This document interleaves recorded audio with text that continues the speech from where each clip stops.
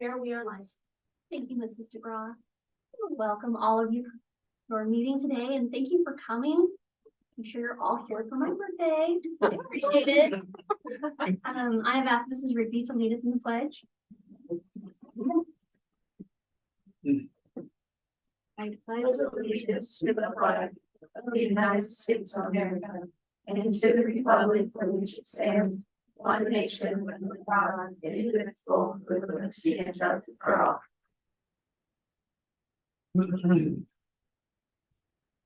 Thank you, Mrs. DeGraw. The floor will be open for a motion to approve the agenda. Madam Chair, I so move. Is there a second? Second. Those in favor? Aye. Any opposed? That motion passes. Thank you. The floor will be open for a motion to approve the minutes from our previous meeting. Madam Chair, I so move. Is there a second? I see that. Those in favor? Aye. Any opposed? That motion passes. Thank you. Mr. Williams, your report. Thank you, Madam Chair. Got a lot of exciting things. I've invited different groups to come in on the superintendent report. First off, just the superintendent and also the board. Few of the members, you guys went to the ISBA conference, and we'll save that for the discussion that I know at the end of the meeting. But I've invited our BPA, FCCLA, and FFA to come in today and give the first quarter report to the board. I did see FFA are there members any from the BPA? That's the order I have them. BPA members. One. Are you willing to get up and They're coming. are they coming? So if they're coming, let's turn it to Mrs. Williams. Is your group ready to present for the FCCLA? Okay, well, come on up here, and we need to move that podium. Really move that podium out. Ladies, come on up. Gentlemen, there. All right. Really, thank you. So this is our FCCLA first quarter report. Students, if you wouldn't mind coming up and just saying your name, and so the board members will know who you are. My name is Elizabeth Toya. My name is Johanna Rodriguez. We are members of the FCCLA Club. Currently, we have 19 members, and this is just kind of what we did over this past quarter. We went to the state fair where we looked around at all the projects to get an idea of what we wanted to do.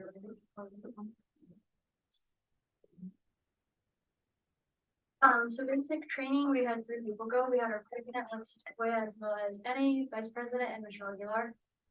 They just kind of learned how to communicate, be leaders, just know how to work in the FCCLA and further their projects. And they just participated in different workshops and activities. We also went to an FCCLA conference. School come from all over the area to learn more about FCCLA and each other. We went to classes including the planetarium. We were given 10 minutes to design a dress out of the newspaper and tissues provided.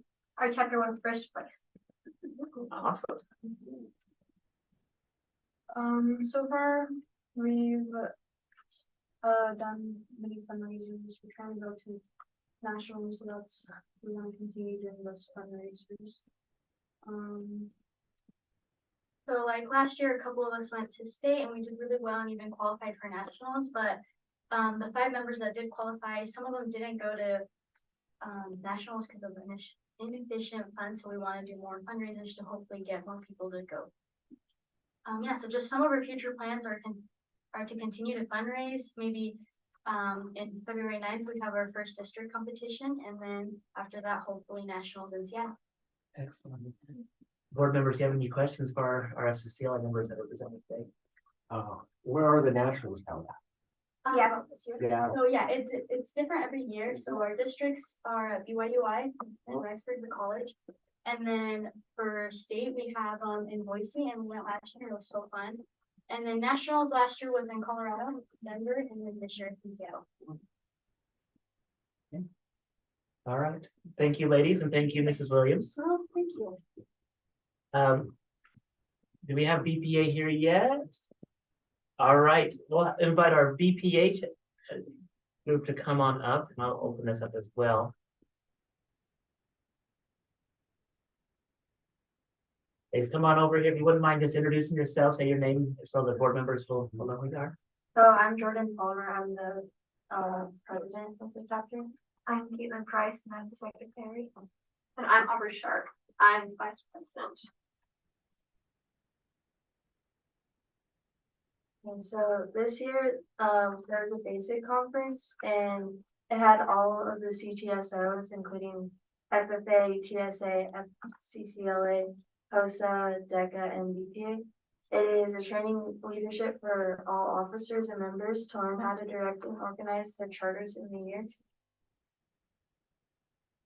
Let me know if I need to switch. There's lots of cool pictures here, so. So, we learned about how others do their BPA meetings and use them as a check-in for test practicing. We learned how to work together, how to organize charter boards, and what chapter leadership does for its charter. We learned and talked about ideas for fundraising. We worked and learned in whole group and smaller groups to practice some of our skills. Face it, I have to call you out on this picture right here. Like, it's really- I look in group, but I promise I wasn't. Okay.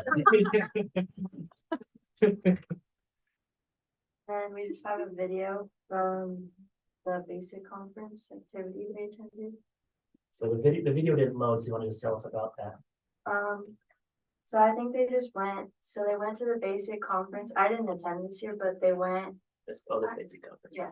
If you guys want to talk about it. We went to basic conference and then once that got done, we decided to do an activity. So we went to a giant bouncy house. Okay, That has been that's this picture right here. Yes, Alright. that is me and Gracie. Who won? We both fell. It was too hard to balance on it, but I stayed up longer. Gracie so. doesn't have a microphone.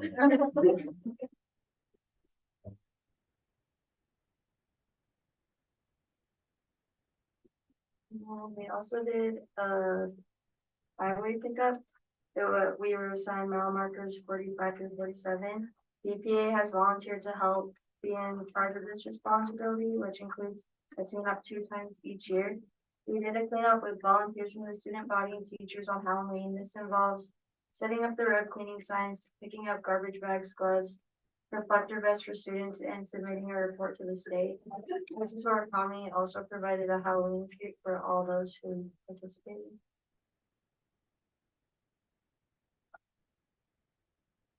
And then for the BPA class we're in and all of her business classes, we went and toured like different businesses like Melaleuca, and it was super interesting to learn about that. What was one of the takeaways from the Melaleuca like visit? Like one of the bigger businesses in the area. It's like showed all the job opportunities available. It was really nice inside the place too.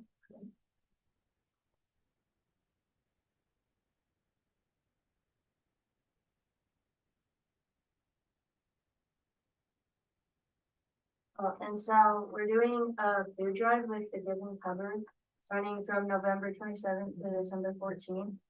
And we're supposed to, I think our goal is 1,000 cans. And if we get to 1,000 cans, we get 20 extra minutes for lunch. I can't remember the exact day, but Nice. She was planning on doing it after, so it'll be next week after Thanksgiving and hopefully, before, on December 18th is when we get our extra minutes of lunch, if we reach 1,000. Okay. Board members, do you have any questions for our FCCLA? All right, thank you, ladies. Appreciate you. All right, and our last club is the FFA first quarter report. This one's a little bit longer as they had a huge trip. So, Mr. Hogue, who did you have coming up? This is Dave. Oh, Give me this is- You're coming up. Day, okay, come on up, you guys. You talk and I'll run you through this right here, so. Fun. Go ahead and say your name so the board members will know who you are. I'm Joanna Sabania. I'm Ryan Rigby. I'm Jaya Babcock. Kathleen Cox. So during the Mud Lake fair, we had the Mud Lake parade where we did our float, and we haven't done a float in a very long time, so we decided we wanted to do one this year. We had donated, we had what, I can't remember what it's called, but they donated a bunch of milk and cheese sticks for us to throw out to kids From Dairy West. from Dairy West. And we had t-shirts too that we threw out. We competed at the Idaho State Fair. Our livestock judging team placed first place in the chapters that came.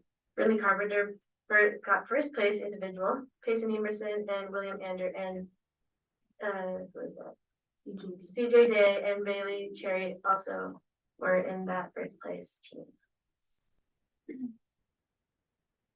We also competed at the district soil and range contest in September.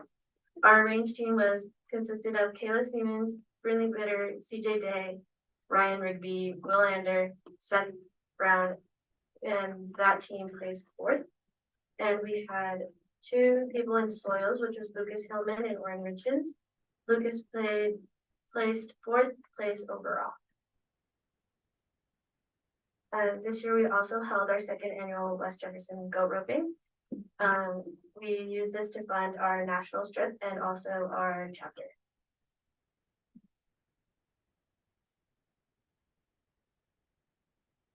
We went to the National FFA Convention this year.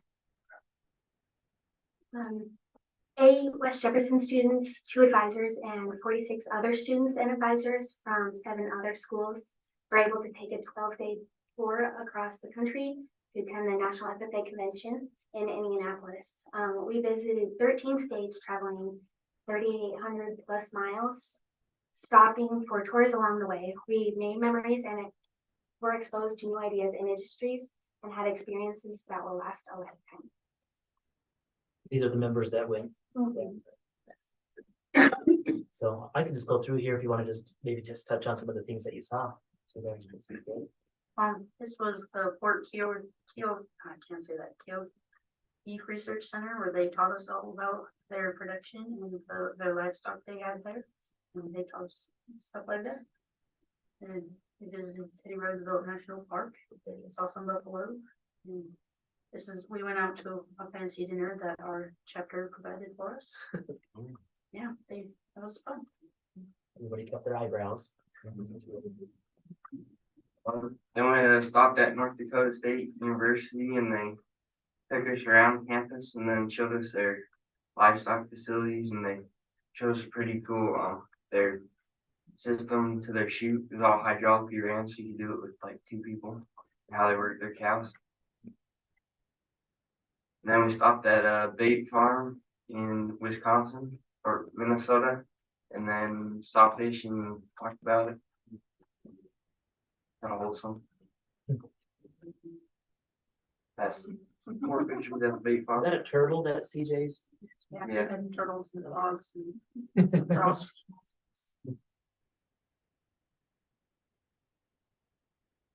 We were invited to luncheon with another chapter from Wisconsin, and we had a great time. Line danced and learned about their ag commodities. We also stopped at a cranberry farm and we learned how they farmed all of their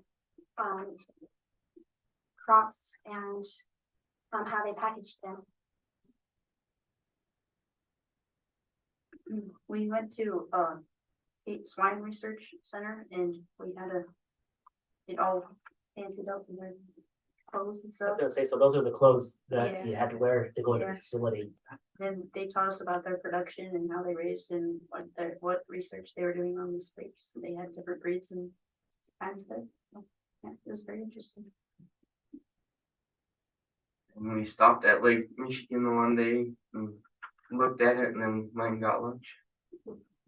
Then we went to the case factory and they took us in and they had a bunch of older cases. We could take pictures from that and then they took us through the factory itself, but we can take a picture of that and showed us how they assembled them all. How many tractors do they assemble in a day? approximately? It's quite a few. Is that a driverless tractor there? Yeah. Yeah. 60 a day. 60 tractors a day. And so the driverless Driverless tractor, tractor, they're working on that technology. those all your workers.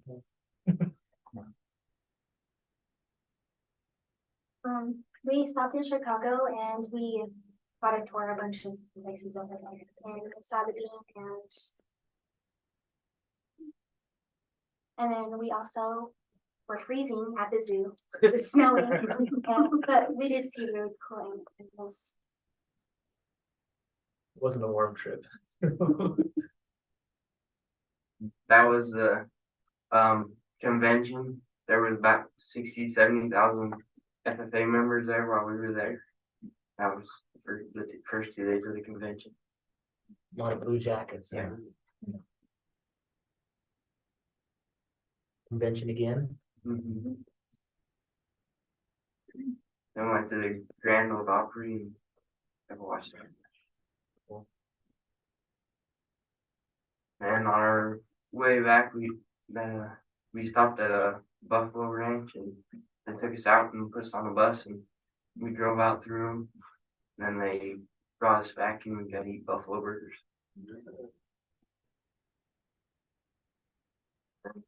We came home, sort of long ride home. Explain this one. I heard about the even longer ride home. But I don't know. I don't think all of our board members knew about this. We broke down on like I heard the bus caught on fire. Yes. Yeah. So we had a good old time in Little America for about 4 hours. An extra stop. It's not one of our district buses, just. No, I think the bus was from Mackey. Yeah, it was from Mackie FFA bus. So the Mackey FFA bus, unfortunately. We had to go to Saudi. And I did hear from Mr. Ho and Mrs. David, this was probably, if it was gonna break down, like it was probably the best place. They were close to different places.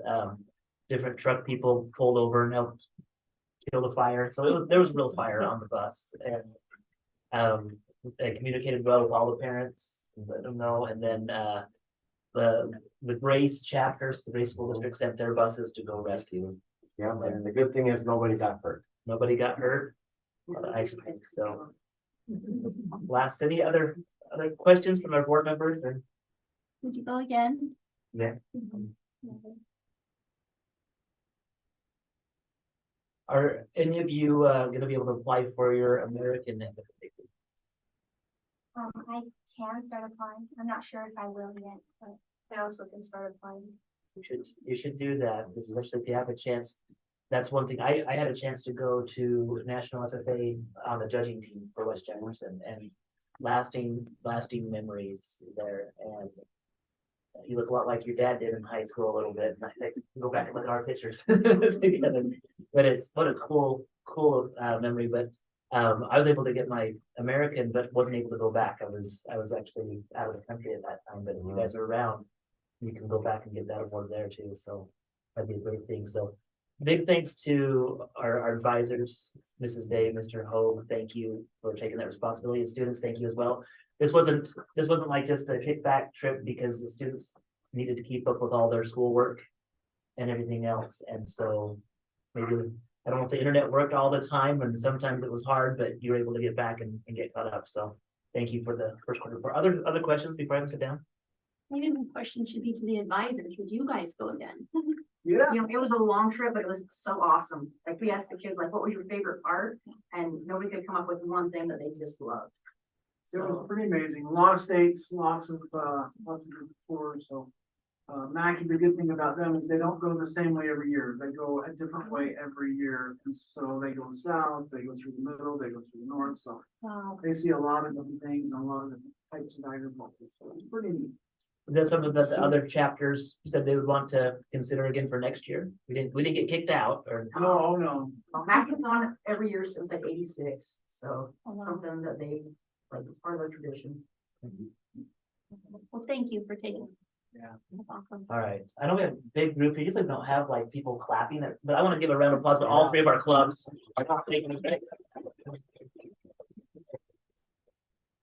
All right, I'll continue with the superintendent report. That was just the first quarter from the clubs. Student council, Mrs. Dowling, do you have somebody that wants to talk about We the have state? three, they're gonna speak. So we invited student council to come in. I just have these two pictures that are here. So ladies, come on up, tell us your name, And you'll talk about student council and the state student council trip. So my name is Chase Bennett. Paisley Summer. I'm Maggie Tuckett. Okay, so earlier this year on October 23rd and 24th, Maggie Tuckett, Brian DeGraw, Paisley Summers, Brittany Johnson, Brooklyn Poston, and I were given the opportunity to go to State Student Council convention in Boise. The first day was set off with a ceremony welcoming the schools, and it was sort of a pep rally. I have never seen so much school spirit, just all packed in one room. But after the ceremony, motivational speaker Phil Campbell gave an amazing speech about stepping outside of the box and just new ideas for your school. Shortly after the speech, our student council split into groups and went to quick 30-minute workshops giving student council members ideas on how to improve their schools through fundraising, assemblies, homecoming activities, and so on. We had lunch and then we went to a few more workshops after that. After the ceremony ending the first session of student council convention, we left and we ate dinner at Cracker Barrel and checked into our VRBO. And then we went to, it was a big rally, so there's a lot of activities and it like gives school like spirit. So that was really fun. It had a lot of music and dancing, so that was one of my favorite parts. And overall, I'm extremely grateful for this opportunity, and we've all been really eager to share our ideas. The second day we went to more workshops and learned even more about different ways we can improve our school. Some of the ideas include bettering our assemblies, ways to boost school spirit with these assemblies, and more homecoming activities, and raising more awareness for our students' mental health.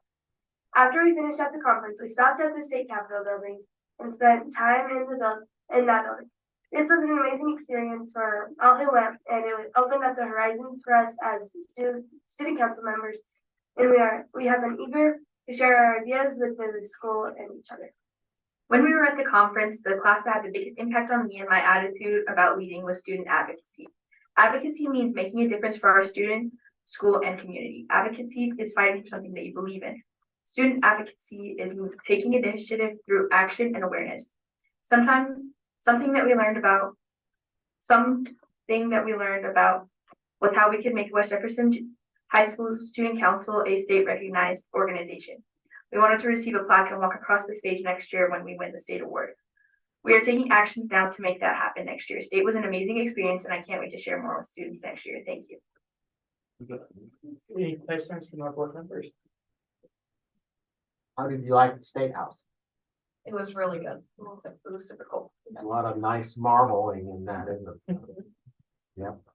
Can you explain a little bit more about being recognized? Like you have a goal, so you went to the state convention and you saw these other student councils that have been going for years. And I think it's been a lot of years since West Jefferson sent student council members. I can remember when I was in high school, we went to different activities as a student council. So you mentioned that. What does that entail? Like, what are some of the things that like our student council would have to do to be recognized? So we didn't get all of the details yet because we've been working a lot on the parking stuff. But as soon as we get all the details, we'll come straight to you. It's just like different, like you can be recognized for different things. So school spirit award. We just want to be recognized for something. There's different things, but then like the overall one is being recognized for like state student council. Perfect. And so the first start is actually just going to those. Yep. So, okay. All right. Thank you, ladies. Thanks for doing that. Moving on, just a quick highlight on the athletics. Junior high wrestling has finished. Go ahead. Ann. Veterans Day. This is gonna be down at the bottom, so just keep those guys in the matching hats. So athletics for junior high, we had 3 people that were. Bring down just a little bit. Shrink it. You're cut off on that side, Okay, so that's better. Had 3 individuals that were the champions, really close ones on our second place ones. We were so close on a lot of these matches. And even as superintendent, when you see some of my kids' names up there were some tears afterwards. I'm like, oh, you know, because it's like for anybody, I wrestled once in like Little Panther wrestling, and I just stalled the whole time because I didn't want to lose. But like hats go off to these guys that go out there and do this sport, because it's humbling. On one second you're gonna win, and the next second it's all over. But the team did well. They placed 3rd. Appreciate Coach Rogers and Coach Pete Fisher with all their hard work that they did this year. You can see we also have some nuclear conference, all our football members that were there. Tate Simmons and Eli Sullivan were first team members for offense. Cooper Hall, Justice Burnshaw, James Ander, Eli Sullivan on defense, and you can see the others. We'll get the others, we're waiting on our stuff for volleyball, we'll announce those in the next superintendent meeting. The wrestling for boys, girls, and also girls basketball and boys basketball is just starting, and the season's kicking off. And our girls basketball junior high team's doing really well right now. I think they're leading the conference, and that will be next week. So really good things with our athletics right now. During Veterans Day, and we'll get to, and I'll have your group come up and talk in a second, but we did have our Veterans Day assembly, and the VFW Teacher of the Year for the elementary was Jolena Dixon, and the Patriot 10, you can see that these were the winners, Blake Capel and Lola Robinson, Aiden Williams. In our Veterans Day assembly, I know I'm gonna have our student council members, they fed the veterans on that day as well. I'll have them come up in a minute. But during the assembly, the Voice of Democracy winners, Aspen Young was first place, Cooper Hall, and Daniel Spencer was third place. And again, thank you to Mrs. Dowling with so many different hats that she does here in our district. With putting on the Veterans Day program. Like we all, like whether we agree or disagree on different things, we all are Americans. And what a great thing when I was sitting in there at that time, like the patriotism meters just going off, and the things with the dynamics, and I love it, the slideshow. We're reaching out to always bring those things. Those are the things that are the most important when it comes to the freedoms that we enjoy, to be able to have the schools that we're able to have because of the country that we live in. I love our country, I love our veterans, and I love our schools. I went to a church mission to a different place where kids didn't have to go to school, and the rich kids got to go to school and the poor kids didn't. And so there's a huge difference in the opportunity. And I think we can see that as well when you look at the opportunities that our clubs were able to come in here and present about the different things that they were able to do. Like there are so many important things that we're blessed with, and I'm grateful for those as a superintendent. And I mean that when I use the word grateful in a school setting. With that, the student council did The junior high and high school teachers of the year, go down to school. one more second. So Right there.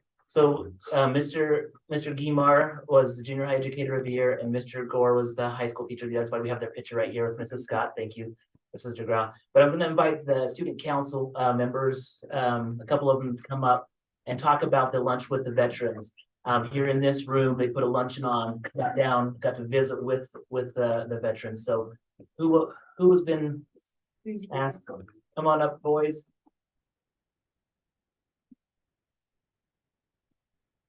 Go ahead and say your name so our school board members can know who you are. I'm Brody Pink here. Dave Simmons. I'm Ben Burton Shaw. So tell us about the lunch with the veterans. Okay, so before the Veterans Day program, we had the opportunity to serve and then eat lunch with some of the veterans. On November 9th, we met here in the boardroom and sat across and next to the service medical. At first, I wasn't really excited about it. I thought it was going to be lame, but it was actually pretty cool because the guy we sat by showed us some pictures from Afghanistan, and they were pretty cool. It turned into a really cool experience, and I'm glad that we could listen and learn from our veterans. And I kind of cut you off there, Boone, but that haircut it's gone, right? Yeah. So the veterans, here's the one thing that as we're cleaning up, thank you guys for being able to go and do that. But the veterans were just amazed at just the quality of the students that we have here, and being able to sit down and have those conversations. So do you have any questions for the boys on that?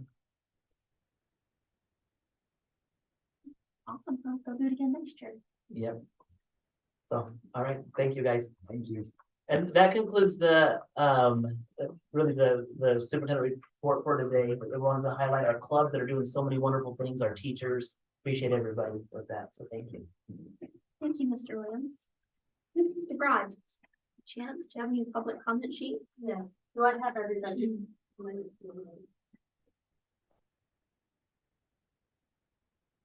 Thank you.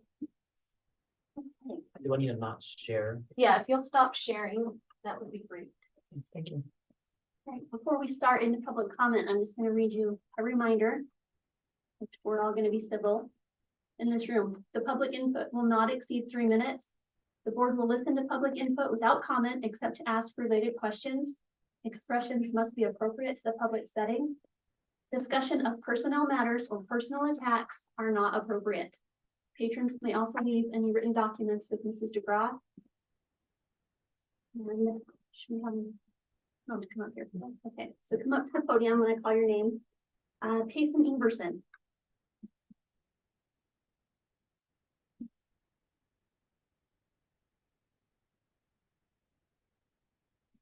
I'm just here to talk about the parking, and I'm me personally, I'm not for this policy. For one thing, purposes of leadership class, learn leadership skills, and I don't really like they're learning leadership skills by going out there and ticketing people.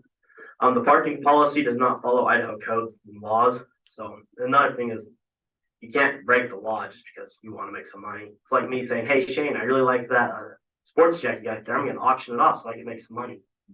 The parking lot is not theirs, it's the public's, and so you can't just take it from them. It encourages students to exercise authority that they don't have. It creates fees for something that should be free. I think that's people that pay taxes go down there. That it is a public parking lot. It doesn't provide any new services. I don't see anything new or like any new product that I'm getting from it. Like, if anything, it's just a pain. They even said, oh, well, we haven't been able to do our other things since we've been working on parking. You got to do more than just parking. It segregates students. I know a student that says, well, my dad makes me get up in the morning. He works me then, and then I don't have $50, so I have to park out back. And then I feel bad because then I'm a senior and I have to park out back because I don't have the money. They say, well, just ride the bus. Well, he can't do that because he works in the morning and he also doesn't take a full schedule of classes.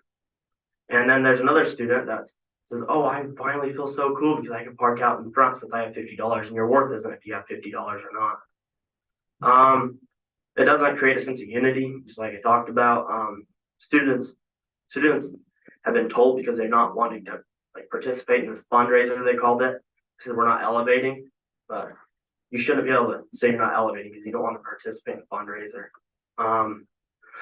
I personally feel like I've been out there and I parked in the wrong spot, and faculty will go out there and be like, you're parking in the wrong spot, we're going to tow your vehicle, we're going to ticket you, we'll yell at you. And me personally, I don't even like going to school. And instead of getting yelled at in the morning, maybe we should be, hey, we're glad you guys are at school. Then I visited a lot of people in our community and got signatures about the parking, and there was a lot of mad patrons that said, oh yeah, we don't agree with this, we don't like how the 50 of them, we only got 50 signatures. A lot of them said, yeah, we don't agree in this, we don't like how the parking lot looks, our school used to look really good.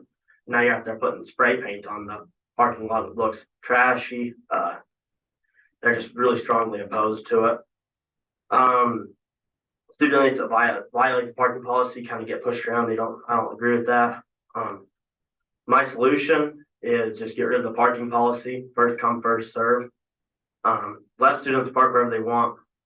Administration should, we just need to admit what we did was wrong. When good leadership skills is somebody that can admit when they're wrong. And I think that we need to kind of do this. Any questions? Thank you, Payson. Thank you. Lindsay Bitter.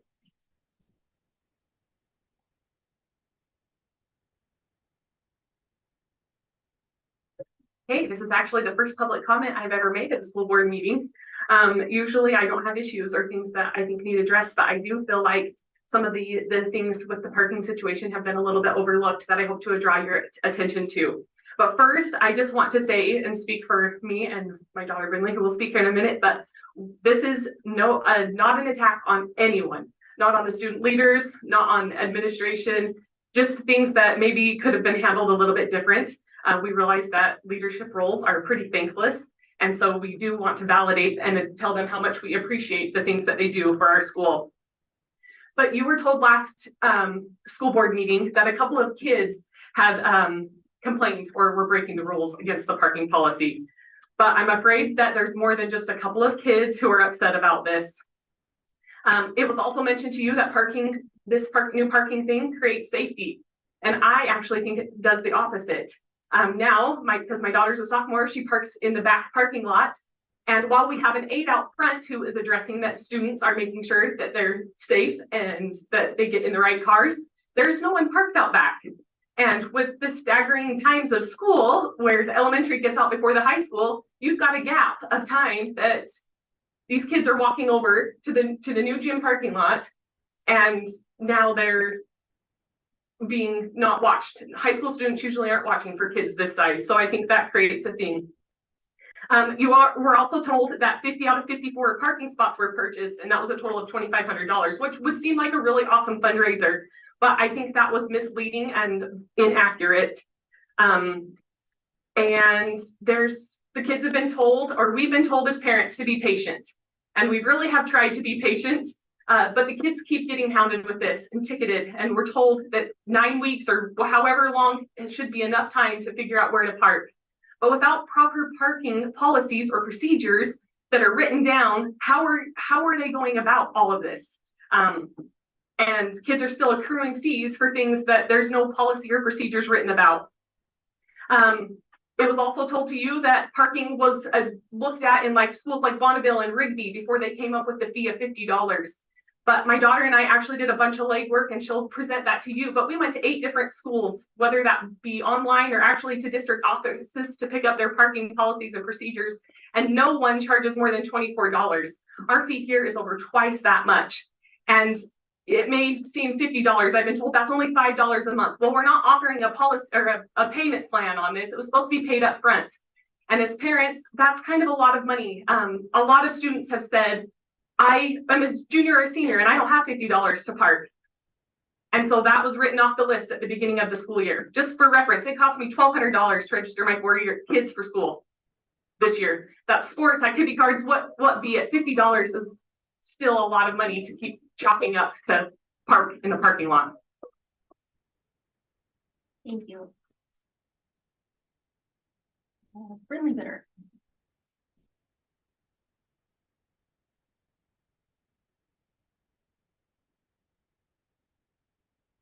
I also just want to start off by thanking all the leadership positions. It is very hard and you can't always please everyone, but I'm grateful that you guys will listen. As far as I'm concerned, there's never really been this big of an issue with the parking, and now it is a problem. I am going to talk today about, we as students don't necessarily know exactly what's happening with the parking. We haven't been told, and so it's hard to follow the rules when there's not any. And so I have, like my mom said, printed off lots of different schools and found their prices. And yeah, the highest fee that we found is $24, and we are charging $50. There's been kids that came up to me and said, I'm glad that you're speaking out because I don't feel like I have a voice. I don't feel like I can speak up, because it's hard to tell your peers that you don't have enough money to pay for a parking spot. That's not fun. We're not really sure where this money is going for the fundraiser. We've been told quite a few different things, but then again, we are still having to pay for dances. We're still having to pay for those activities. My solution to this problem would to be offer a refund for those students who have bought a parking spot, and just go back to the first come first served basis. Thank you. Emily Summers.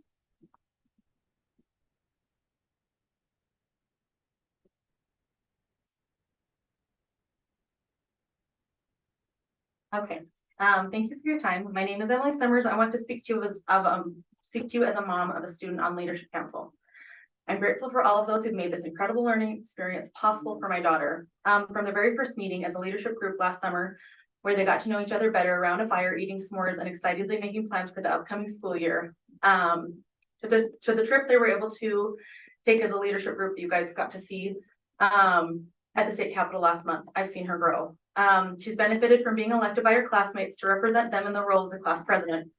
And she has learned so many valuable lessons on how to be a leader with vision in the leadership class our school district has provided. Their motto this year is do, serve, lead, and I've loved that.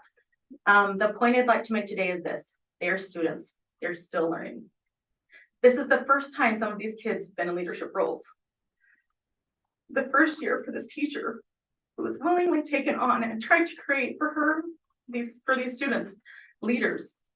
And as our leaders up front, she's tried to create a similar environment for that they get to model, and I think that's really neat. And vision for these students. This is the first year for our new principal. This is a lot of firsts, which means there's going to be a learning curve. It's been so gratifying for me as I've watched my daughter realize that her role as a leader involves numerous things. Some things are fun and exciting, and some things are just really hard. She's learned to listen to both sides of an issue, to recognize she was elected by her classmates to represent them and ask for their thoughts and opinions. She's learned that leaders show up to events even when they're tired and don't want to be there, but you do it anyways because you were assigned to do it, and that's hard. To stay and help clean up after events is over and everyone is left is very hard. To realize that some people won't like the decisions that they as leaders voted to carry out has been good for her. She's had to dig deep. She's learned to listen with an open mind, to ask good questions, and then go back to as a group and discuss the points made. To know that even in a leadership role, you can have differing opinions, but once a vote is taken, you need to be united in the results. I'm proud of her and all of these students.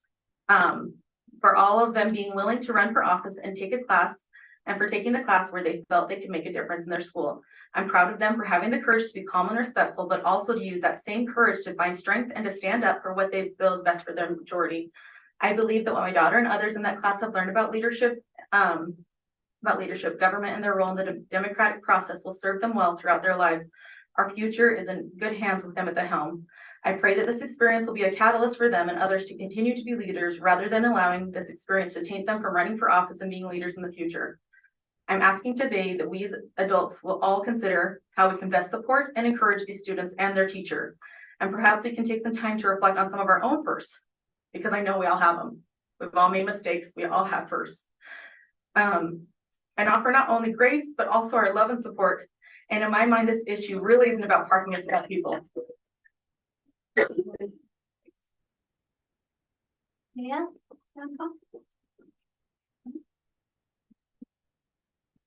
Abby is going to National FFA trip and Ryan, so I guess that's it. Right.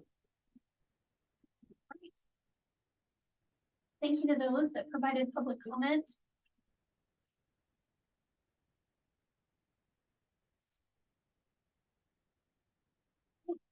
Before we open for a motion to approve our consent agenda.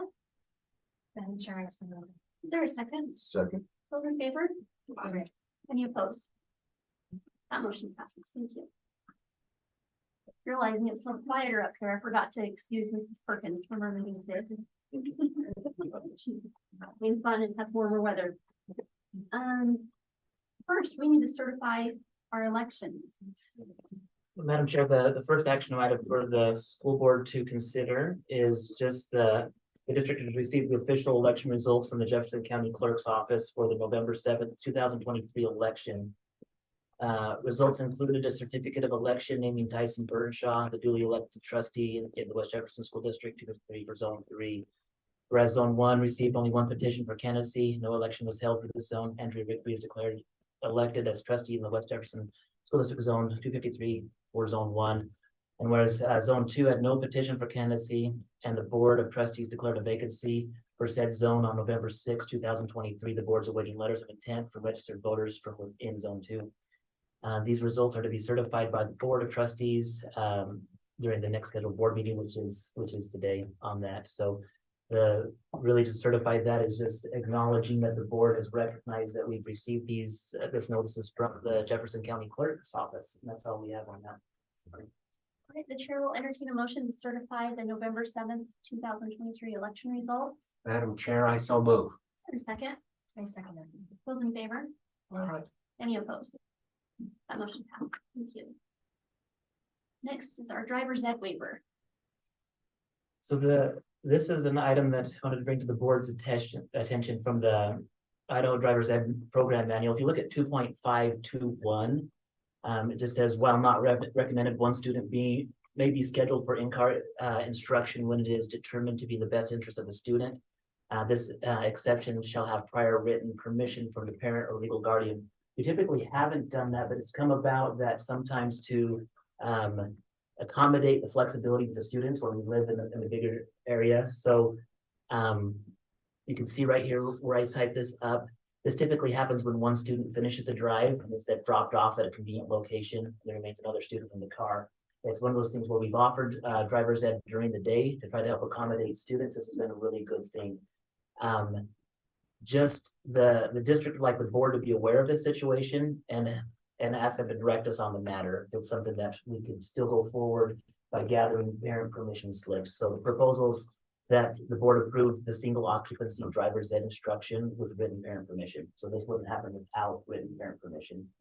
And so the whole part of this is, it doesn't say that you can't do it. We just want to make sure that the board is aware that this is a waiver that we want to give parents whose kids go into our driver's ed this opportunity.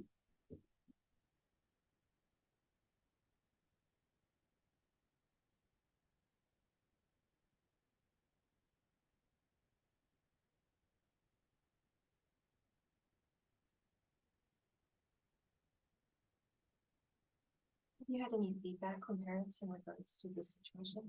The feedback that we have are, it's more of a situation where our teacher's been put in a position where parents are asking, "Can you drop my kid off on the drive at our house?" We don't want to have to run all the way back out to Terraton to do that. And so parents are actually asking for this. This is just a protection for the district and for that instructor to be able to do that. With the remaining student. And so if we were going to be able to do that, the parent with the remaining student would have to sign this waiver to say that they're okay with that. So you just have every student participating in driver's ed, have the parents sign it at the beginning. And if only if they want. And if a parent chooses not to, then we would have the drop-off location be at the school, which would mean the parents would have. So really, we're trying to do a thing to accommodate parents. To accommodate. Is really what we're doing, but also then provide protection for both the student and the instructor.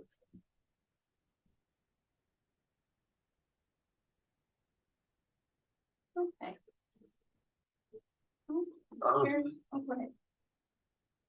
Sorry. The chair will entertain a motion to approve the single occupancy driver's ed instruction with written parent permission.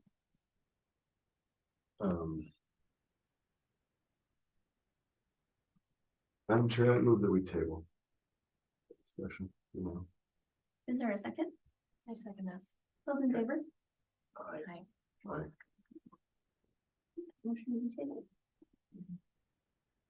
We have a policy second reading. Yes.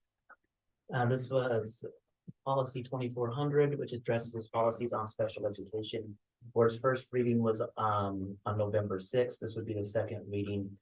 As we bring this policy up, it is just a general statement. This is one that, for whatever reason, didn't meet the ISBA's required list, but it is required for other federal requirements with receiving special education funds. And so this is the policy just says that we follow the Idaho Special Education Manual regarding special education. And that the manual can be found on the State Department of Education's website. That's the only policy that is at. And so We have also included the special ed manual on our policy page.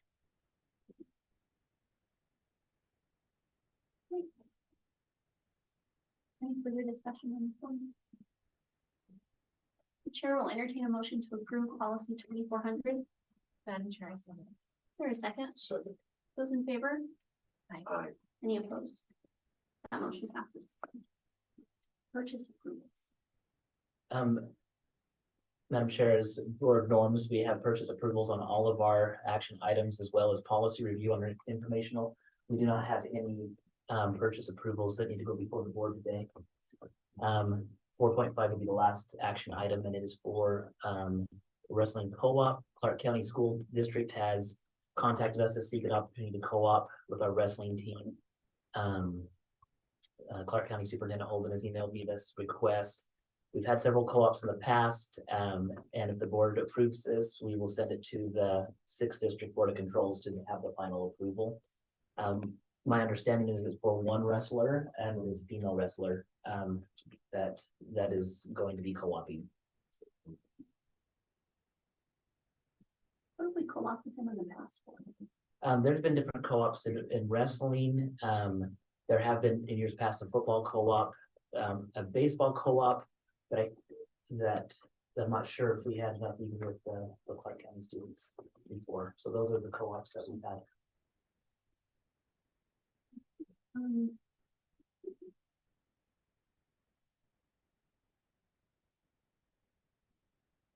For the open farm motion to approve the proposal Madam Chair, I so move. that we co-op with the Clark County School District for the 23-24 season. Excuse me, I so move now. Is there a second? I said that. Those in favor? Aye. Any opposed? That motion passes. Okay. The information and discussion items, we're going to start with the student council.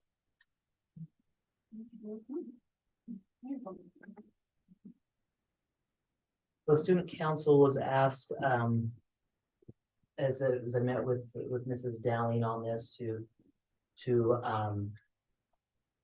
look at the feedback from peers that had comments either for or against it, and to come up with some of the resolutions or ways to address those concerns. And so, is that what you guys have today? Is those concerns? Okay, so I'm not sure. Is this the same paper you guys have? This is one that I was just given. Is that right? Yes. Yes. Okay. All right. So come on up and say your names again, you guys. And yeah. My name is Brendy Johnson. Joanna Santana, and I'm the senior class president. I'm Bentley Lounger, I'm the student body vice president. So correct me if I'm wrong, but on November 14th, 2022, we had a kind of a mock boardroom, boardroom meeting, where we had 8 students come and talk to our student council about their concerns about the parking. We had our findings, which are posted on the board. So we took these findings and we talked as a leadership class and student council how we can change our procedure this year to fit everybody's needs. Some will still disagree, but we try to make it the best that we can. So our procedure that will happen in this year of 2023 and 2024, we suggest that all seniors and juniors must purchase parking permits if they want to park in the front school lots. The Panther Den is still free parking to all students. Juniors and senior students can register for parking permits after signing the online parking contract. Permits must be visibly displayed in vehicles that are parked in reserved front lots. To reserve a spot, seniors and juniors must first buy a general parking permit. Seniors and juniors can reserve and paint their spots for an extra $10, contributing to their class fund. General parking permits must cost $15, with the funds going into the student leadership fund. Reserved parking is offered to seniors and juniors. After the deadline, reserved parking will close, and any unreserved spots will open to general parking on a first come, first served basis. Unreserved seniors or juniors can buy general parking for the front lots after the deadline at their own risk. So we're meaning we allow all students, all juniors and seniors to buy general parking, but if there's only a certain amount of unreserved spots, then it's still first come, first served. So there might be kids that don't get their spots even though they bought general parking. So it is still first come. Parking in the front without a permit results in a $10 ticket, and if the student has 5 or more tickets, they will be towed. That is what we want to suggest for the 2023 and 2024 school year. For the next school year, we are suggesting that we make it a policy where all students that attend our school will pay the $15 parking fee, which we've had in the past. And sophomores and freshmen will still park by the big gym, back in that parking lot. While juniors and seniors will have the opportunity to park up in the high school. Juniors and seniors will also have the opportunity to pay $10 extra to reserve or pay the spot. Do you have any questions about that? About the findings. That might be helpful. If these You guys- guys go through the findings with us. That's the document that I have here. That I- okay, that's the first I was- So someone's gonna be talking about the findings. Yeah. So these are the findings we found on that day on November 14th, 2023. First one is rules weren't established and posted in the student handbook prior to the beginning of the fundraising. For our resolution for that is, what we recommend is forgiving tickets until rules are clear. Can I Second stop one, you on that one? Do we know if anybody's paid tickets off? Is that, No. so no one, as far as we know, Mrs. Scott, you're in here as well? Okay, I don't know that anybody has paid a ticket. okay, so sounds like the first one when the complaints about tickets. I know we can't take away anything of the conflict that might have created with that, but so far the recommendation would be to forgive those. Yeah. Okay. the second one is students want to be allowed to park in the ALC. Student leadership does not have authority over parking in the ALC. Recommendation we have is district set rules and guidelines for parking in the lot and establish procedures for enforcing. The second one is, this is a new fee and should have been approved by the school board. By not following these procedures, the district is not following state law or district policy. Removing previous fees of $15 to create fundraisers. It's not a fee, this is a fundraiser. The recommendation is to remove the fee and to get reimbursement. Our third one, our fourth one, I'll just keep on. Parking should be on first come, first served basis. We want to create general parking and have 2 separate lots. 9th and 10th grades will park in the Panther Den lot, and 11th and 12th graders will park in the front lot by the high school. This next one is, these procedures are bullying and hazing. Board policy 3295P defines hazing as, hazing includes, but not is limited to, any attack that is reckless or intentional endangers the mental health, physical health, or safety of the student, or in violation of the precondition of attaining membership in or affiliation with any district sponsored activity or grade level attainment. Examples might include students forced to consume drink, alcoholic beverages, drugs, or controlled substances, forced to exposure to elements, prolonged exclusion from social contact, sleep deprivation, and any other forced activity that could adversely affect the mental or physical health and safety of the student. Other such activities intended to degrade or humiliate. Under this definition, the leadership class finds this does not meet the definition of hazing. The next. One we had, we want unity and this creates division. Our findings, the student leadership deserves unity throughout the whole school. By setting clear rules, we can create less contention. The next problem, funds that are raised need to be tracked and records need to be available for review. All of our funds are public record and need to be looked up on the school website. The leadership agrees and knows that all money is run through the high school office and finances. Next problem, leadership holds a different fundraiser. Don't need to do parking fundraiser. So our other fundraisers are dances. The leadership plagiarizes tickets that Rigby uses. We use the form already created for tickets to save time and money. Officer Keller reached out to Rigby School District to see what they used for their parking tickets. Not only did they share a hard copy, but told us where they printed them, so we could go and have them print some for our school. This thing was not a policy. Since it was a fundraiser, it was not required to be a policy. It was a procedure and direction of the building administration. Intimidation, fundraisers was not required, just an option. There are options for free parking lot available to all students as a result of this fundraiser. The cost for the parking is too high. As a part of the leadership research to set up these fundraisers, the students looked at the high school fees throughout the country and found that the price ranged from 0 to 200. Recommendation, we are going to lower the price to 25. 15 for all student parking, go to general leadership fund. Additional 10 to reserve a spot in front, go to class of student purchasing. Leadership should be out greeting in the morning to create a more positive atmosphere. We are thinking about doing stuff like student of the day or / week, music and creating, so like music in the hallway while kids come into the school. And then creating a leadership community to come up with an independent ideas to make our school more welcoming. And to answer some unanswered questions, we have 61 total spots for students, 30 for teacher and staff.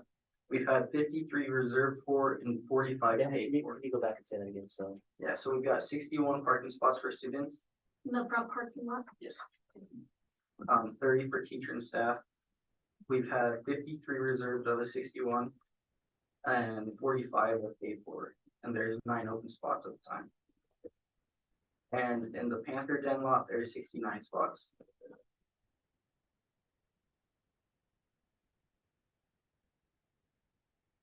Let's go ahead and sit down.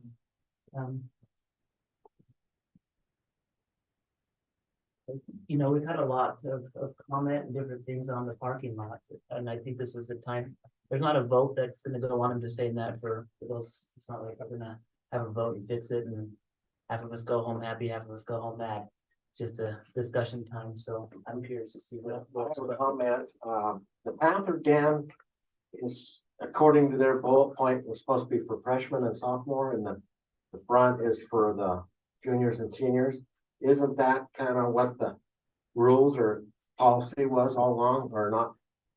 Not policy, but That's what the students, understanding. that's what the students have been asked to Yes. do, and it's been announced since I've been superintendent. There are different levels of kids that want to follow that, one way or another, and, you know, I can speak on that, it is hard. On one hand, when you make a rule, it has to be followed, it has to be enforced.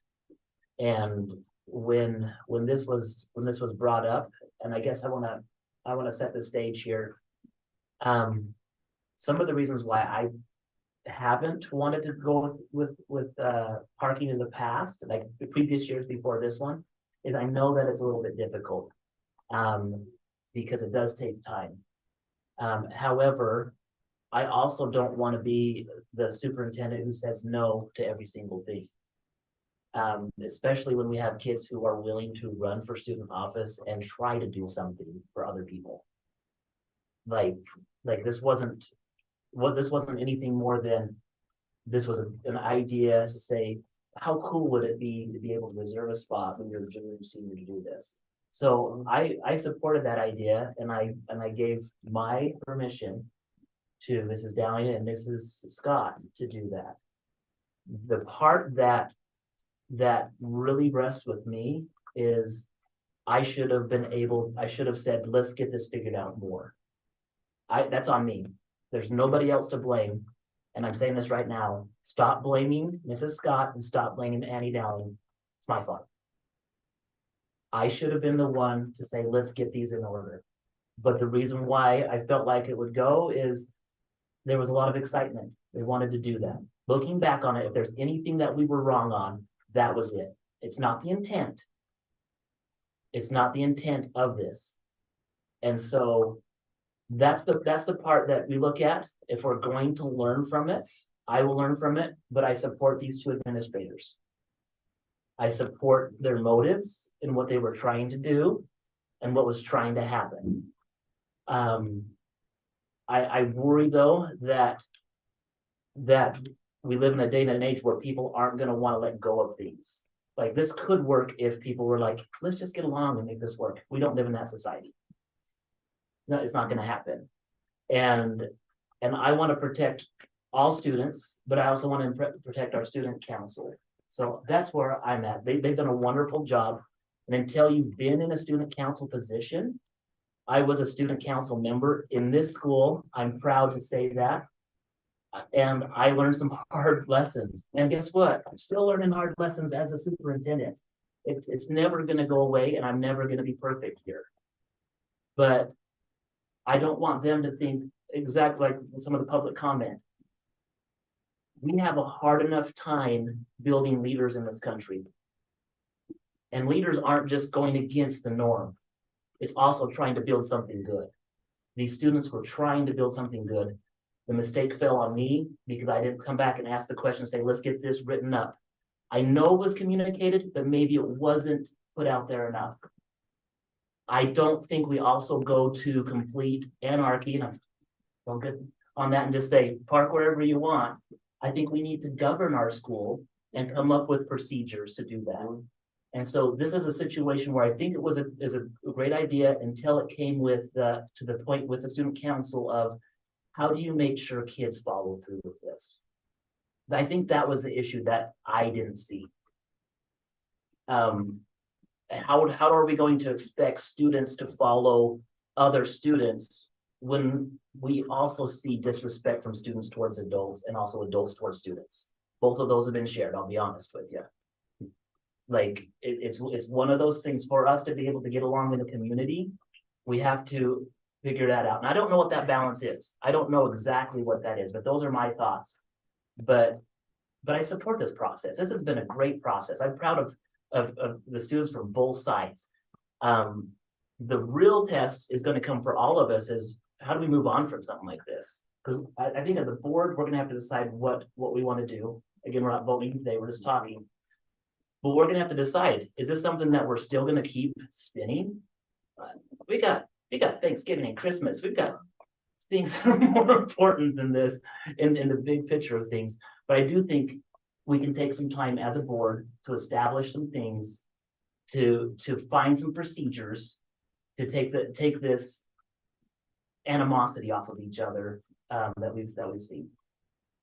And again, it's my fault for not being able to recognize that when you have to come in and monitor something, you have to establish the procedures. That's on me. I apologize for that.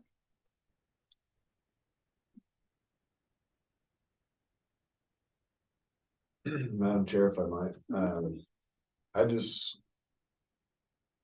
it's hard to take a stand, especially to your peers, and especially at this time.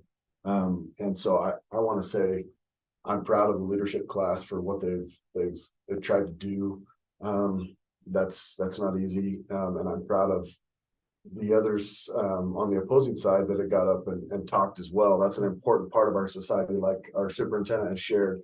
And we're going to have a lot of different opinions throughout the years, but I thought what you guys went through and took some of the complaints or concerns, maybe tried to work through them. I think that's a good process, and it's hard to get up and comment publicly. I hate it. And so wherever you are on the issue, as a student, it makes me proud to be a school board member of a student, and willing to stand up and voice their concern or so.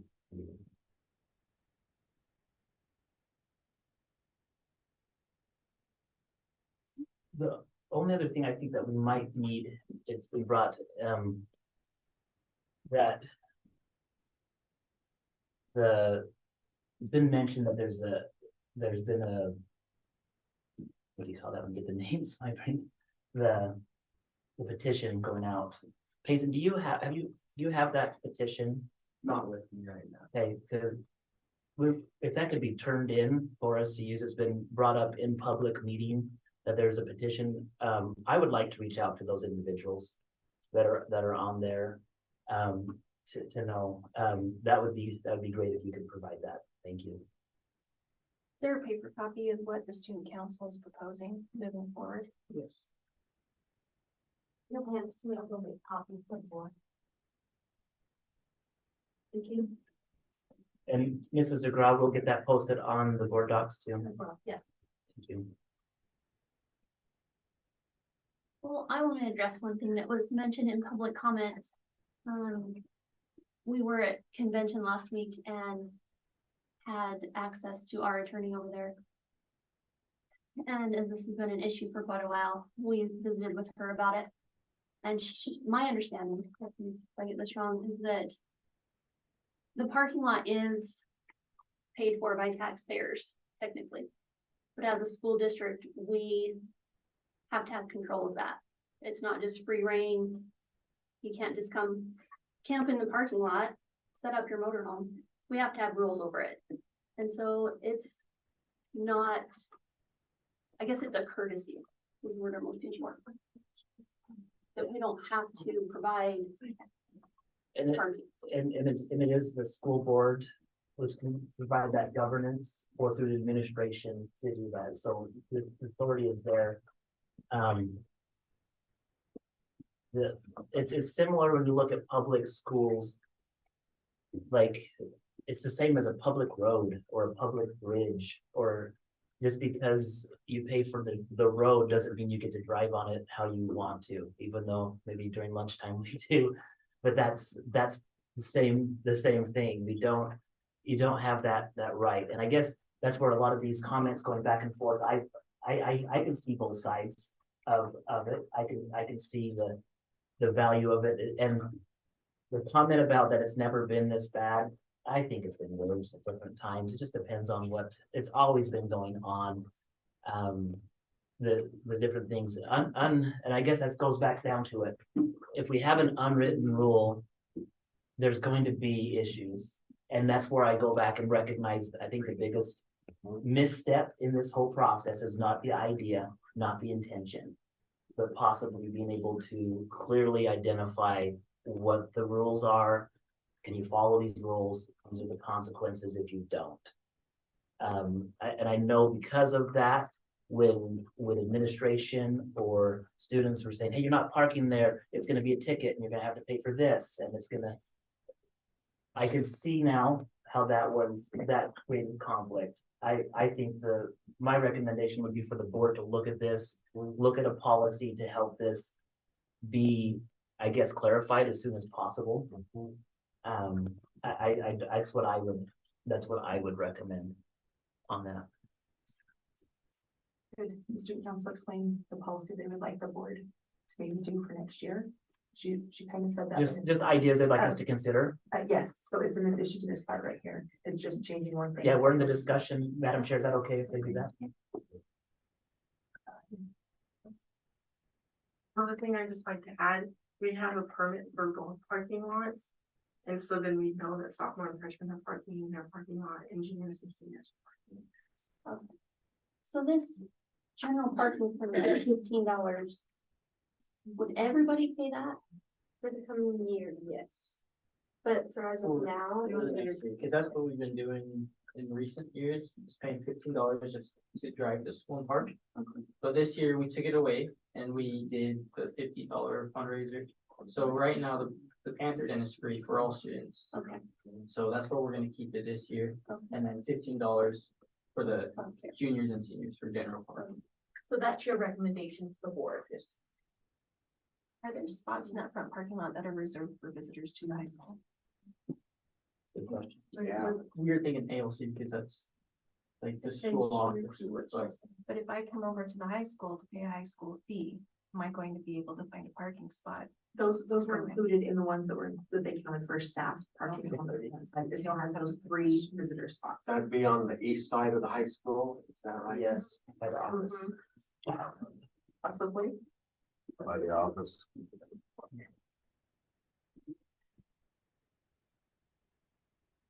I have a question in regards to painting the lots.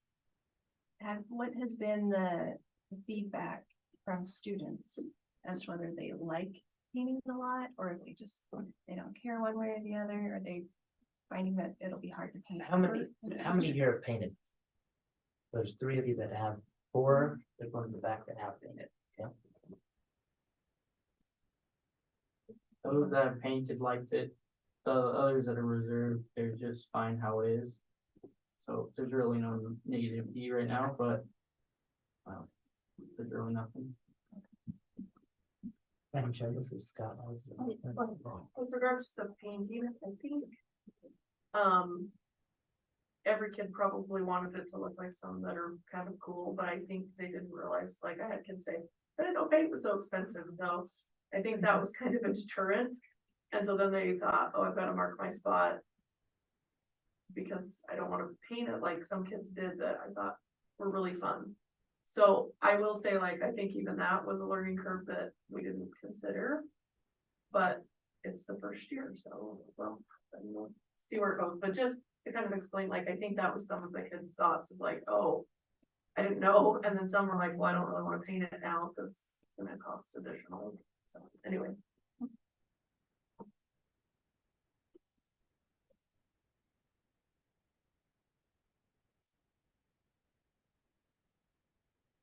Number 8 here, it says you're gonna offer the spots to the seniors and juniors, and then after an amount of time, unreserved spots.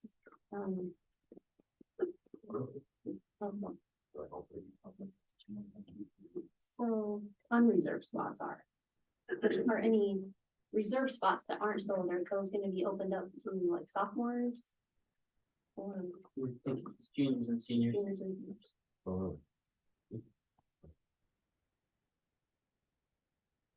So who, moving forward, is going to be doing the ticketing?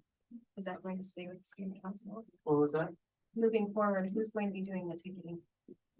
I think student council. And as I've looked at that, I don't know if Deputy Keller is still here or not, but his understanding from the county is that they cannot ticket. I know that, Mrs. Scott, you mentioned that when you went to a principal meeting, that the resource officer in Idaho Falls school, Idaho Falls High School. Idaho Falls High School, Rigby hired someone to monitor parking lots, but they are obviously bigger. You mentioned that that might not work with the county. county versus Versus the what city. the city ordinance might be, and that's one reason why we looked at that. We do know that Madison has student aides from the office that go out at different class periods and monitor. And so what's been done, it's not anything, you know, it's hit and miss differently.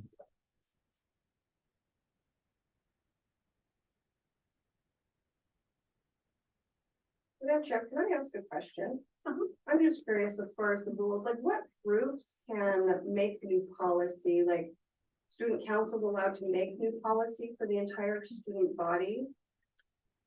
Like any group can do that? I want some clarification So- on this leadership class in student council, their power, I guess. So the permission was granted through me for them to do this. End of story. So if another group wanted to do that, they would need to come and ask permission. If it wasn't written in policy, which we don't have a current parking policy as a district, those responsibilities lay with the administration. So you approve this policy? The procedures of this, it's not like this. Explain to me then the difference, please, between the So policy how and procedure. so a and what- policy would be something that is voted on by this board. A procedure is a method of applying rules, I guess you could say. Just because there's not a rule, we still come up with, we do a lot of different things at school, but there's not a policy written for. They're just general things that we do day to day. And governing parking has been something that we've asked students to park in the back and the front, mostly to make sure that there's enough spots. That's why we've done it initially. That wasn't a board policy that said, hey, why don't you just send the sophomores and freshmen back? That just made sense to do that. Do procedures need to be written out and public? And like that's in the where, handbook? and that's where it goes back to the handbook, where I mentioned that the misstep of this whole process would have been better if we would have had that out. Was there a previous parking policy procedure in this handbook, previous parking procedure? You say there used to be a fee and a procedure. There was a fee. Do That, you have like that written anywhere? Like I couldn't find it. I'm just curious.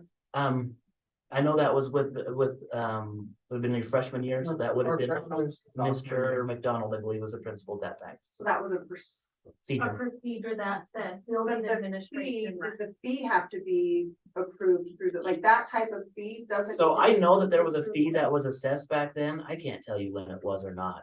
I really don't know. Maybe Mrs. Scott can help us. on Do that we one. have a copy of that, like where that fee was approved by the board to be charged, because don't fees have to? It was, so when those fees that are on that sheet is printed, the board has approved those fees. And a couple of years ago, there was a misunderstanding about how much fees were, and that was corrected by the board reviewing and taking a vote and having a public. But I'm wondering, is the question I'm specific? talking about sports fees, I'm talking about. Right, but that's what I'm saying is, in order for a fee to have been on that paper that you've used for years, would Okay. have to have been. But to approved answer by your the question, board I at don't some know. point in I don't time. know on the exact one for the parking. Okay. Like, so that is something that you're saying, well, it wasn't clarified. You know, you also have to remember, we learn and grow with it. With the sports fees, when they came up, there was a misunderstanding. I believe that was either my first year as superintendent. Yeah, that the fee, yeah, I That, remember that. and it was brought to my attention that we didn't follow the Idaho code. And I was like, oh man, we didn't. And immediately we changed that. Like there's so many different things, and a lot of it depends on what's your intent. Is your intent to come in and say, you didn't follow Idaho code, gotcha, sucker, you know, or you didn't follow Idaho code, let's get this right. And that's what it was. It was, you didn't follow Idaho code, let's get it right. I don't think it was the sucker, if you don't mind me Yeah, saying. which, no, it There's wasn't. reasons we do things a certain way, and if it goes through the board and approval, then at least some people have knowledge of when it happened or when this fee was approved is all. And so that's something we could look into and see, and maybe there was a fee that was assessed that didn't have that on there. But there's a lot of moving pieces with that because those things were in place before many of us were even in this position. Like, because they've carried over from one year to another. Once a fee has been approved, it is able to keep going. It doesn't have to be reapproved every single year. I know. So, But if so. we're increasing or changing, that doesn't have to be like this, like parking, like all of this parking fees, tickets, things like that. That doesn't need to be approved now, because we have this in place that they're saying, okay, well, we'll change it. You know, That's- $15 ticket, whatever. Those aren't fees that need to be approved then through. Well, we're not looking at the same way. The fee went away and the student council wanted, because we've never ever had a time where kids could reserve their spot. And that was the whole intention, is like, let's give these kids a chance to paint this. I have buy-in. I like to come to school because I get to have this spot. I get to paint it. I would have, like, I can't speak for others, maybe some think it's a dumb idea. I thought it was a good idea. And so it wasn't a fee because we have places for people still to come and park. And so so if we're going to go back and now say it's gonna be a fee for all kids, that's definitely something that the school board would need to follow that process. And So put that the in. tickets fees to them So- after if we're parking in wrong spots, is that? a fee That's, that needs I to be believe, approved as well? I believe that's one reason why the student council said, forgive those right now until we get this all figured out. And I believe that if the fees are if a ticket is going to be in place, it probably should be a district policy. And that's why no one has been held accountable for paying that yet, which was a wise move by the student council to say, let's figure this out. So if the school board chooses to look at the policy and move towards that, I think, again, like I said, the part that was overlooked is how do you hold kids accountable to follow this? If ticketing is going to be that part of it, that was an unfair thing to put onto the students to do. And should have been done by administration or the school board. Superintendent Williams, so in your opinion, was it the execution and possibly maybe too high of a fee? I mean, I'm gonna throw up here. Everywhere has this. Like, so. Do you think it was I don't the know. execution that was setting up again? The part that I'm looking at is, if you're looking at the cost of it, possibly, So cost and maybe the way that it was rolled out. the way that it was rolled out. Okay, So I'm just trying to understand, like, because, and I'm not gonna say everyone has it, I think they can take exception back there. But a lot of schools have this, and it's, I don't know, I'm not sure. Besides execution of it, what the beef is. Yeah, and so, We talked about schools, some of their reasoning for having parking fees isn't because it's a fundraiser different. It was like Rigby, they're just burning up parking spots. Some of the schools, the fee that they charge, they collect that money and they put up security cameras in the parking lots. There was different reasonings that Lindsay. Yeah, that's what I was gonna say. I think that's why the fact that it was sold as a fundraiser, but I don't know any other fundraiser where you are ticketed if you don't participate. I don't Well, think it's that that you you don't don't participate. It's not that you don't participate. Right. But So you why do you can't, get told for? yeah, so can why? can you guys remember to make No, sure but you talk to the board? Oh, sorry. Oh, Thank you. that's the thing that I think was that the kids were told that this was a fundraiser, but then they were told that if they got a ticket and they didn't pay their tickets, that they wouldn't graduate, they'd hold the diploma, their cars would be towed. It was those types of threats that I think that's where parents started to get involved. And I think And that's, cones were put around cars to barricade the kids in. is that done by staff? By students, and I actually have Okay. pictures of this.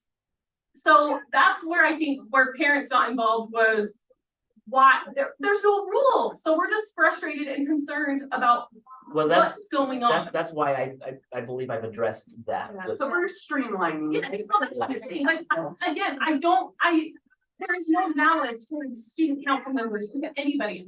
We just want to come up with a solution. We have brought this up, and now we're almost into December, and that's why it's brought here today, is because I feel like there's been no compromise made. And clarification. And That's why clarification. we were asking questions, who can? Have we clarified so far? So. Here's the thing, is you brought up about the road, and how we pay for the road, but we can't drive however we want, that's true. But they also let us drive on the road for free. It's not free. No, it's not Okay, free. you pay your taxes. Yeah, We every pay your- time. we pay our taxes on the school, we still park there for free, Well, so. there's still free parking though. Yeah. Right, there's a whole Yes. parking lot, free, 100%, you're not ticketed there. Yeah. It's I just have a not, it's just question not about where. that On game days, that parking lot has been partitioned off to where those sophomores weren't allowed to park in certain spots back there even because they needed to have the parking for the sports event. So Can you tell me when that happened? I didn't see that. I've never seen that. But I haven't seen Some of it the either. kids had mentioned it, sorry. That's not true. That's not true.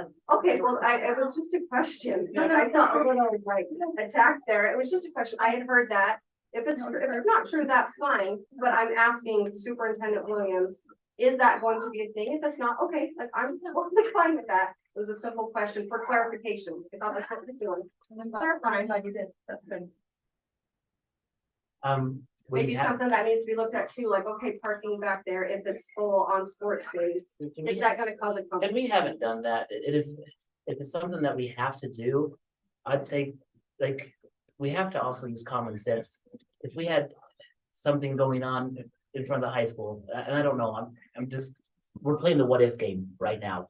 What if we had a really big event and we had a lot of people wanting to come to high school? I'd have no problem going to our seniors and juniors, I know you guys reserve these spots. Can you please just go find a spot back in the other parking spot while we allow the community to come in for this event? And I'm sure they would. If we did that during a sporting event, if there was a time that we felt like there was a wrestling match midday and we needed to do that, I could go to the sophomores and freshmen and say, on this day, come up and park in the superintendent spot if you want to. You know, I don't care. Like, those are the things that we just have to make sure that we're using common sense as we're going forward with this. And so It should be okay to ask these questions. I'm not. Like I say, I was just a basic Yeah, question. but so the question that was asked is, why do you do this? We haven't done. And so, Okay, thank you for that. answer. How many new parking spots? I'm just curious, because I thought this was helpful. Did taking out the islands out The there. islands out there. How many? I think it was close to 15 years. That's great. That's a good move to solution for the parking issues. I was curious how many get created. So one option that our attorney told us we could pursue, that just show of hands, quiet hands. Who would have a problem with this? We charge for parking and make a policy, and the board polices it, and now all students have to show their driver's licenses, proof of insurance, proof of registration. And if you violate that, then Keller tows you. Is that gonna be a problem? That seems. And write that into policy. Well, do we have For next students, year. do we have students driving to school who are not licensed? 100%. Yes. Guaranteed. And is that a problem? Yes. So I foresee parents being snarky about that. I don't have to show you proof of insurance or proof of my registration. That's my car. I see it going that way. So, Or are you gonna do that when, so me, I drive a lot of different vehicles, so every time I drive a different vehicle, are you gonna have, do I need to bring my insurance in every day? that would be something that can work. Thanks, question for this, so like this year, it was a fundraiser, if we're proposing parking for next year. Where will that money, the $15, where do you anticipate that those funds would go? What would be the benefit of charging a fee to park? Other than it's proposed as a fundraiser this year, so next year we're talking that $15 for everyone to park, where would that go and why would we need to pay for parking? Those types of fees would have to be discussed during the fee resolution or the fee meeting. That would have as part of that. Generally, when things like that are assessed to students, it goes into the student account, similar to what is happening now, whether you call it student council fund or to a student account that's just used for activities that the administration can buy things for students. That's Let's go to like maybe parking lot, or that would just be something where it's been proposed. I thought maybe there's an idea of where this money would go. You know, but I didn't know, I missed it. there's you would look at that both sides. So let's say we did put it in the parking lot.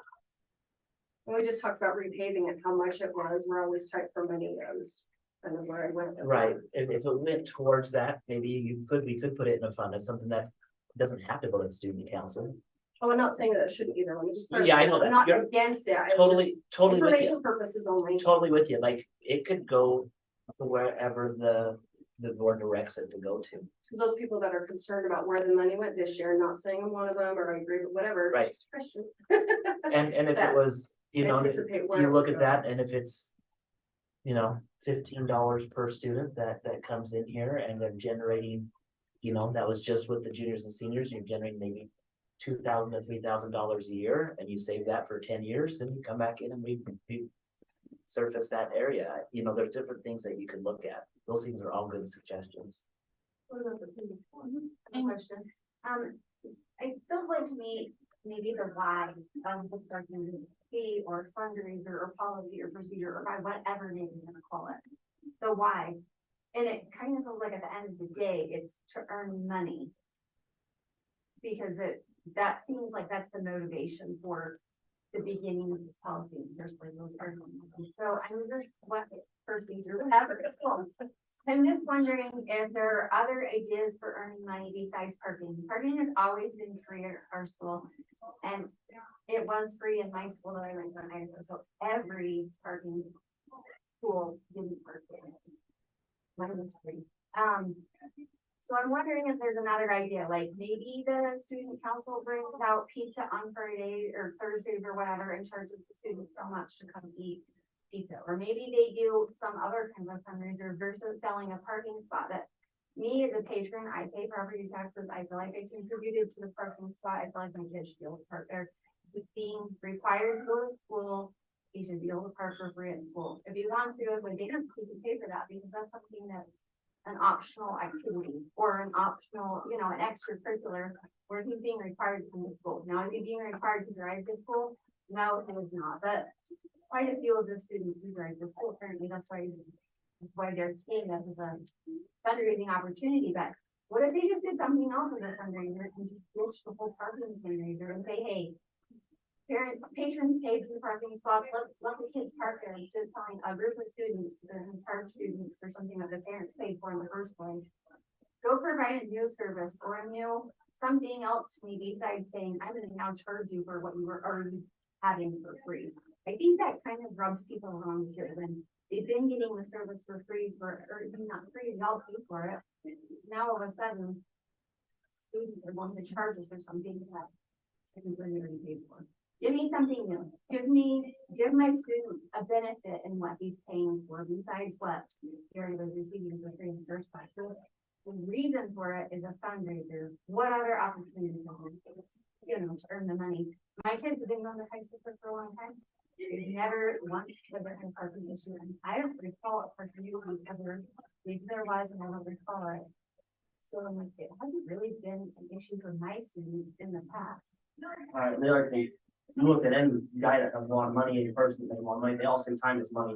Look how much time you waste on this. If you're worried about money, instead of wasting time on something dumb, go waste your time, not waste your time. Look at your time and make some money. That's any businessman saying, oh yeah, it's no money. We wasted time doing this. Hey, so can you please wait to be addressed by the board? Thank you.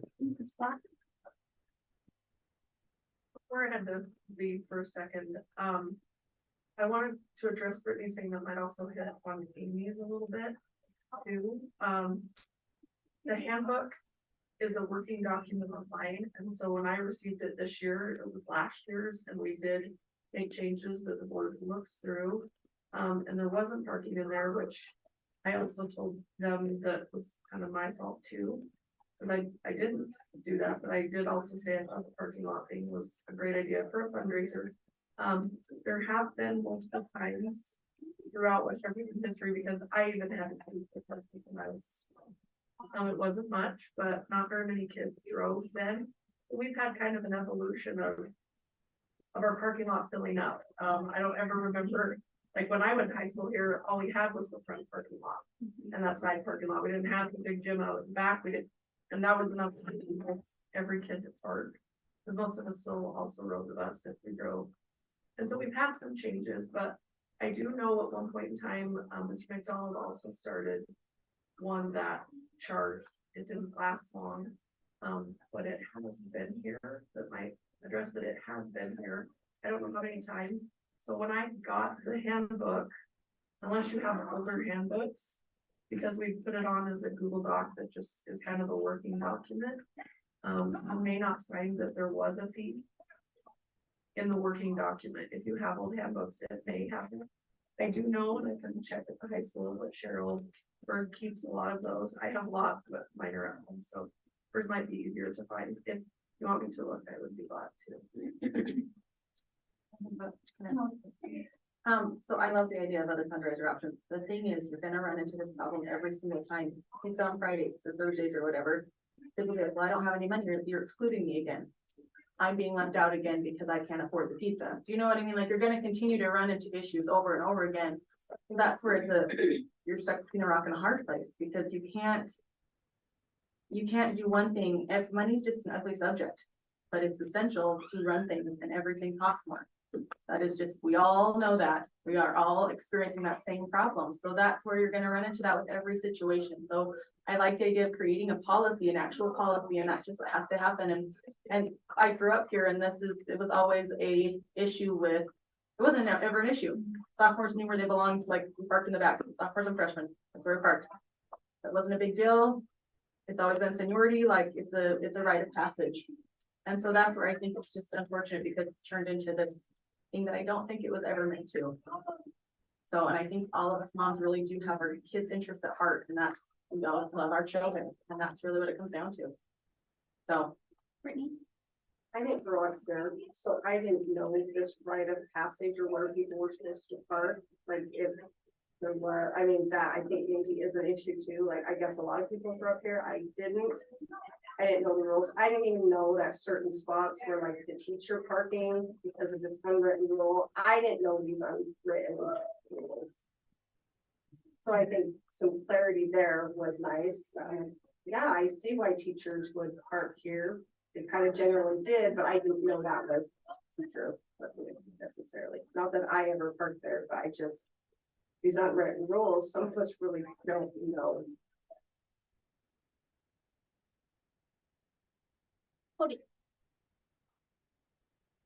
For the board's information, you know how I always get involved in many different subjects.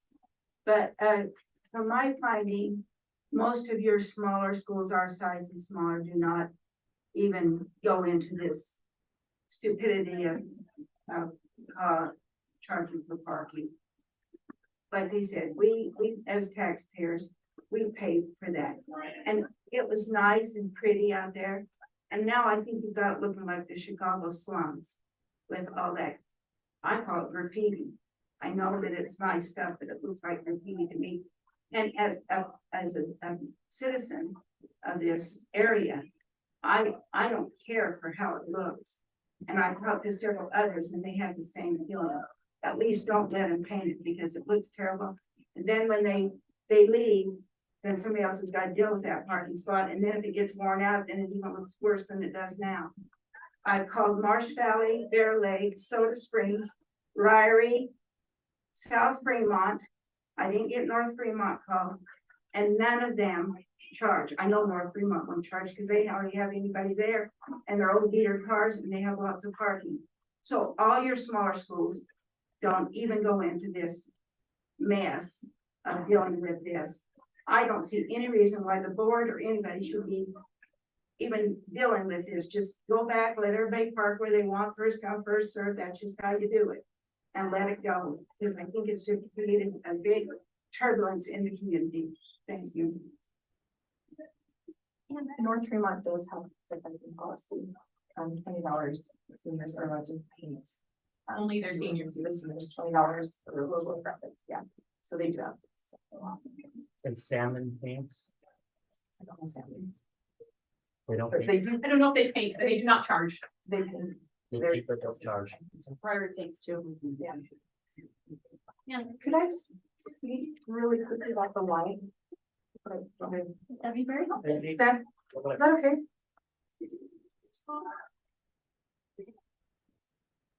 Maybe that will help. So some positive. Okay. The why started, it was this summer with my newly elected officials, leaders. We didn't have a lot of contested races where there was more than one person running, which is that's great for some, but I think that's terrible. I think that there should be people running. I think the more people that run, the better opportunity that we have to make sure people are working really hard to be there and they work while they're in there. But the ones that were there, our president and our senior class president, they brought up the idea. And I said, that sounds so fun. I said, and I talked to Mrs. Scott and we thought this would be a really fun idea. There's been, whether parents admit it or students admit it, there are some big issues with parking, blocking them. And there were when I was in school, there was a sophomore on Thursday parked in a senior spot that had bought the spot, reserved the spot and parked there and refused to move. Like, what's happening? Kids get boxed in. Police have been called in the past. There's one kid specifically that I know when Wyatt was in high school, got called, the cops were called because seniors boxed him in so close, the girl couldn't get out, she's parked right behind. And her friend is one of the ones that had the idea. She said, that's not right. When you come to school, we should know where we're gonna park. Go sit there, everybody just go to class. And so we thought that it would help that issue with the parking. It wasn't just fundraiser was part of it. When we started talking about it, we looked at ideas all over. It wasn't just immediate areas. We looked on TikToks and Pinterest and we looked all over at different ideas. There's some schools that charge, I have on my phone screenshot, over $300, $200, $20. Locals is less, it's 24, 12. Madison's I think is 12. It is lower, it's true. We talked about prices and we debated that in class. We talked about that. We talked about the fact that everybody would be able to afford it. And then I had one student say, if I go eat at Farm Boys twice, that would pay for it. Another student said, go to Silo Sips 5 times, that about pays for it. So whatever you want to put your money into. And these are kids that were bringing up these discussions. And I thought that's great for them to be aware of what money goes to. They were the ones that came to that price. And I said, K50 is max, like we're not going above that. And we discussed it in class, different prices. And I was proud of them for thinking that deeply into it. It wasn't just, this is just a number we pulled out of a hat. We discussed the different reasons. You pay for things that matter to you. But it's not required. Yes, we discussed that. It's not required. They did not have to do it. They could park in the back. In the past, they have done the fair for the fundraiser for student council. The last 2 years, they didn't have a booth inside, like the nice building. They had the outside building. and they had major mice problems. And so Packers recommendation, he said, we lost a lot of money with food and different things because all the mice that were in this building. So honestly, this summer we weren't prepared to do a giant fundraiser during the fair. So this was a great way to hybrid fundraiser with a need that they saw and also something fun. So it served all those purposes. Anyway, I am very proud of them. Like you said, what they were just giving it. I think they had a great idea. It was different. There's a lot of fundraisers. You can sell things, you can sell t-shirts and hats. It feels like every sport and every person does that. You can do that over and over again. This was something that was different. I know when my son Wyatt, he just graduated 2 years ago, he paid at least 2 years. It was $50 that he paid for parking when Mr. McDonald was here. And Cicely and those that are our president and our seniors remember paying in the field hockey. So it's not anything in the last 4 years. They just did not with Mr. Davis for sure last year. And so that was their idea. Any questions? Do you have questions for me? Any clarifications?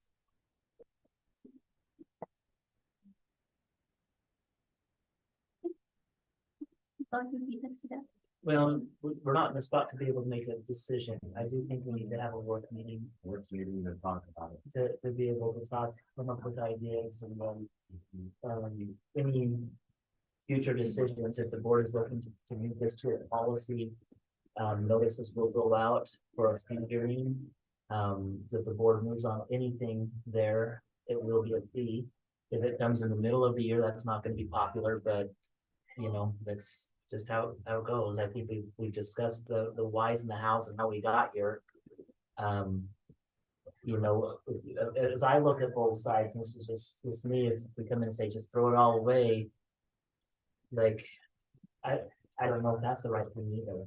It's just one of those things that, like, the only way that I think you could really truly come to a good consensus on that is for the board to come in and make a policy and have that be the route we go. But that would be my recommendation, but we'll need to set a work meeting to discuss that. I have one more question. So where do we go from here? It's just like pause. So as of right now, I guess kids aren't getting ticketed from that. We're not sending our student council members out there. We're asking that our sophomores and freshmen still park in the Panther Den parking. Parents, we ask that you know, I guess you can have kids that will come and do that. They might be able to get away with it. Make us look like we're inadequate to make them do that. That's gonna be your choice on there.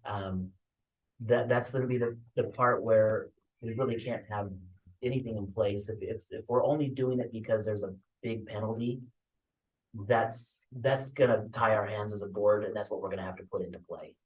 Like that's the thing is when people usually play nice, we usually can do things both ways. And if the $50 really is the biggest issue, then we'll address that. We'll figure out how to reimburse kids that didn't want that.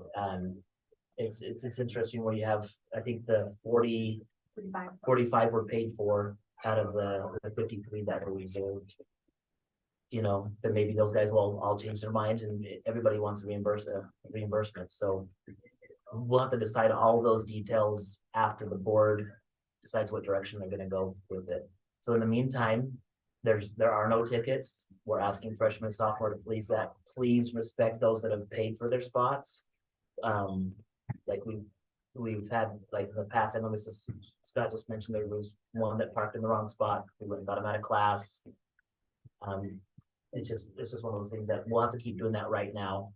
You'll continue to get them out of class when they park in their own spot, like you can't. So hard, I hope it will be. That's the thing is, like I said, doing the best we can. Yeah. Like, Dang it. but if until we have the policy in place, I guess that's what we're gonna have to do on that.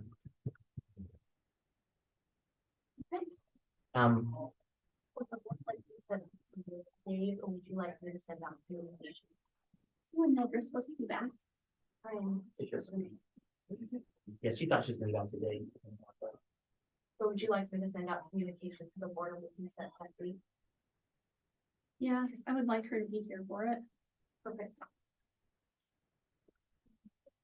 That would have to take place in the next 2 weeks. Yeah, and I'd say next week. The goal would be next week, so send out a message to all 5 of you and let you know what days and times you're available during next week.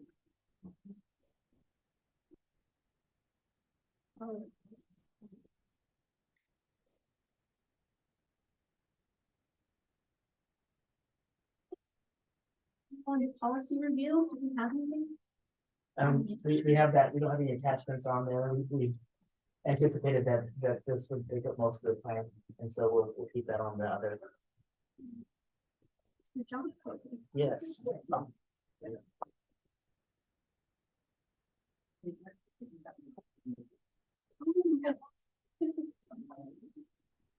So I just came to talk about, just give you some academic updates from the elementary school. So that's what I'm for. Some of the very first things that we've been working on is meeting with our teachers and teaching them how to have better data meetings, more effective data meetings, and looking at the data. They meet every about 6 weeks to go over different data and information. On top of it, we're encouraging the teachers to have what are called PLCs, professional learning committees, and that's really work within grade levels and work together over curriculum, look at different ways that they're teaching and what's being effective and what's not. Some of those, the benefits of those is that I have Territon and Cambridge teachers working together now. Most of my teachers do that every month. Some of them do it every week, and it's been really beneficial. Some of the data that we'll look at is first our kindergarten 95% intervention. That's this first one. Their goal is to have 90% for all of their students master the skill, which is at 90%. So in August, we had 13% of the students knew their names and of the letters, and then 3% of the students knew their sounds. Already in November, we have 28% of the students know their names and 6% know their sounds. So this is both from kindergarten to elementary. The kindergarten also uses what's called the ESGI. This is their online assessment, if you will, looking at their different names and letters and sounds.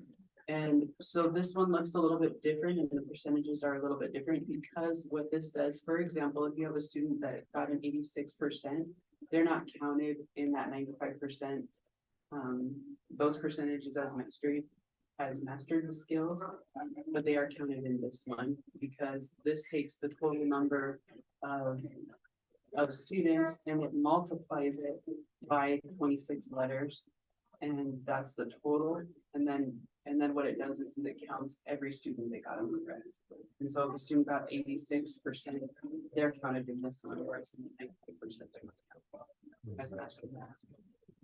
So if you look at this, the top graphs, those are from our Hamer students, our 12 Hamer students, and then down below our Territon and kindergarten classes. I tried to get, and I reached out to them, but I'm trying to get those combined into one, but I couldn't. So that's what they're saying. And these names right here, those are what the teacher types in as the skill that they're. Yeah, that's what they tested. Okay, because you see uppercase levels and capital letters. Okay. And because the teachers like to look, if you go back up one more, sorry, back to our 95, this is all on lowercase letters because those are more difficult they find. And so they do test them on both in the ESGI though. See their uppercase and lowercase. Going on to first grade, 95% their goal is to have their students pass skill 5. And in August, they had 0% of the students. A lot of them are still in what's called the passing, which is basic skills. And then in October, they had 20%. In November, they're still testing. They were testing yesterday and today. So there's a lot of growth that happens in first grade from moving from kindergarten into the reading one. So words and yeah. So their iStation overall reports, I don't require, and I'll explain that once we get to the 3rd grade, them doing them every single month. Our first grade is really good about doing that though. So as you can see here, their percentages in August, they had 39% on grade level, and now they're already up to 62%. That on iStation, it continues to get harder and harder, and so that is good to see. In 2nd grade, their 93% goal is to have them pass skill set. In August, we had 26%, and then in October, we have 48%. Again, they're still testing. Like their iStation scores in August were at 55% and in November 58% for second grade. So as you can tell, I mean, if you look right there, we had one or two students that may have gone down. It just depends on their testing some days, but Does the test get harder throughout the it year? does, it does. It does get harder. And the other thing that we talked a little bit during, the continuous improvement plan when we looked at the metrics. On the iStation from year to year, this is a norm reference test. And what that means is they take an average and basically create a bell curve and say, here's your average, this is where it's at. And over the past 3 or 4 years, Idaho's done so well that we've actually moved the bell curve towards a positive, but the end results show that kids aren't moving. So this last year. we So, actually if did that makes sense, because, and it's Idaho that's moved it, and you'll see those things. So, yeah, and this summer they did move that bell curve, which isn't a bad thing. It's okay that we're improving. We just have to understand what is it we're looking at, and what does it mean when we see these types of scores. So with the iStations, is that kids in the state or nationwide? They have a comparison on the iStation reports for just our district on how we did. But they level those based off of the national norms. And then they compare, It's not stable. but then they take the statewide average too, but it's not just the state. So when iStation, which is a company that has tests in all over the state, they take that data from all of the kids throughout the country that take that test. And we do that.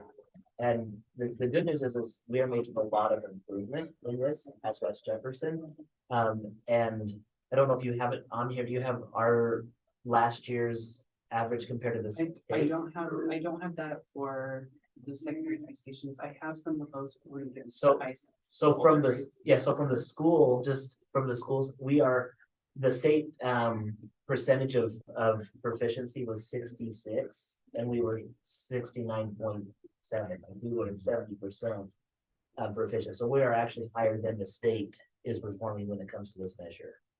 I know some of my grades, especially, I know for a fact our second grade, because I went to PLC, really honed in on this and looked at the data and see what they can do to help students be better. On this part right here, so your second grade team looks at this and said, why did you drop? We're having those conversations. Yeah.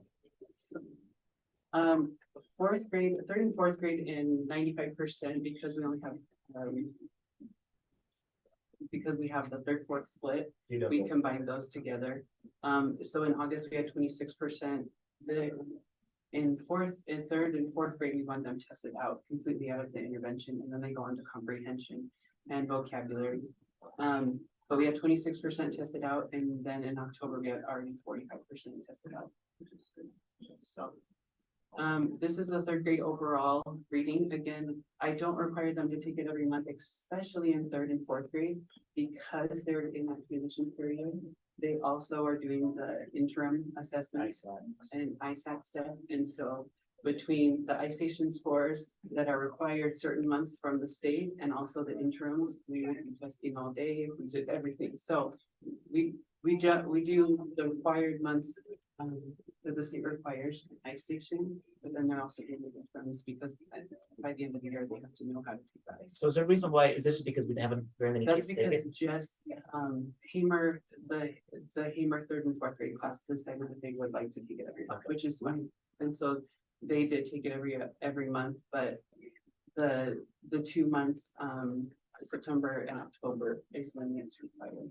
So you have to have a beginning. So if you look at this one, they had 74% and then 73%. If you look at the numbers too, we did have some students that were either taken or moved out, or just like to be homeschooled. So that's why those numbers would look different. Then fifth and sixth grade, this is their same thing. We would like them tested out by fifth and sixth grade. Ideally, the 95%, we said this when we first introduced it, isn't meant for those fifth and sixth graders, but we're trying to touch as many as we can and get them the help they need. So already in August, and this is something I look back on and I love, in August of 2002, we had 44% test out. Already in August this year, we had 63% test out. And in October, we had 78% of our students in those grades test out. Now they're still getting other reading interventions during that walkthrough time. They're getting another 5%. They're getting vocabulary, Latin, Greek prefixes, suffixes as well. With our 5th and 6th grade, this is kind of a confusing graph, but I'm gonna explain it as best I can. So if you look at the triangles, those are called the SICAs. They're beginning assessments. They're shortened assessments that the students can take. The reason why they're shortened is because they don't have the performance tasks in them. So it's like a multiple choice. Yes, it's multiple choice questions that can be machine graded, if you will. And so this kind of gives us just a trajectory, if you will, of how the students are doing. If you look at this 5th grade, so the circles represent their ISAT scores from before. So that first circle is in 3rd grade when they took the ISAT. The next one is 4th grade when they took the ISAT, and then this is the SICA intern, the shortened assessment that kind of gives them that trajectory. So it shows exactly kind of where we're going, which is incredible to see that big jump from where they were last year. And already, this is English language arts in 6th grade. You can see the same thing. So our 6th graders, they took it in 3rd grade, 4th grade, and 5th grade. Those are the circles of their ISAT scores and how they've been improving.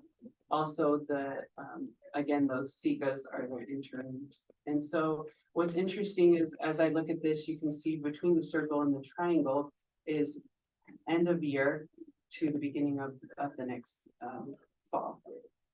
And so you can see there is a little bit of a downward slum, if you will, that summer slum, but at the same time, we do end up going a lot higher when we actually take the sets.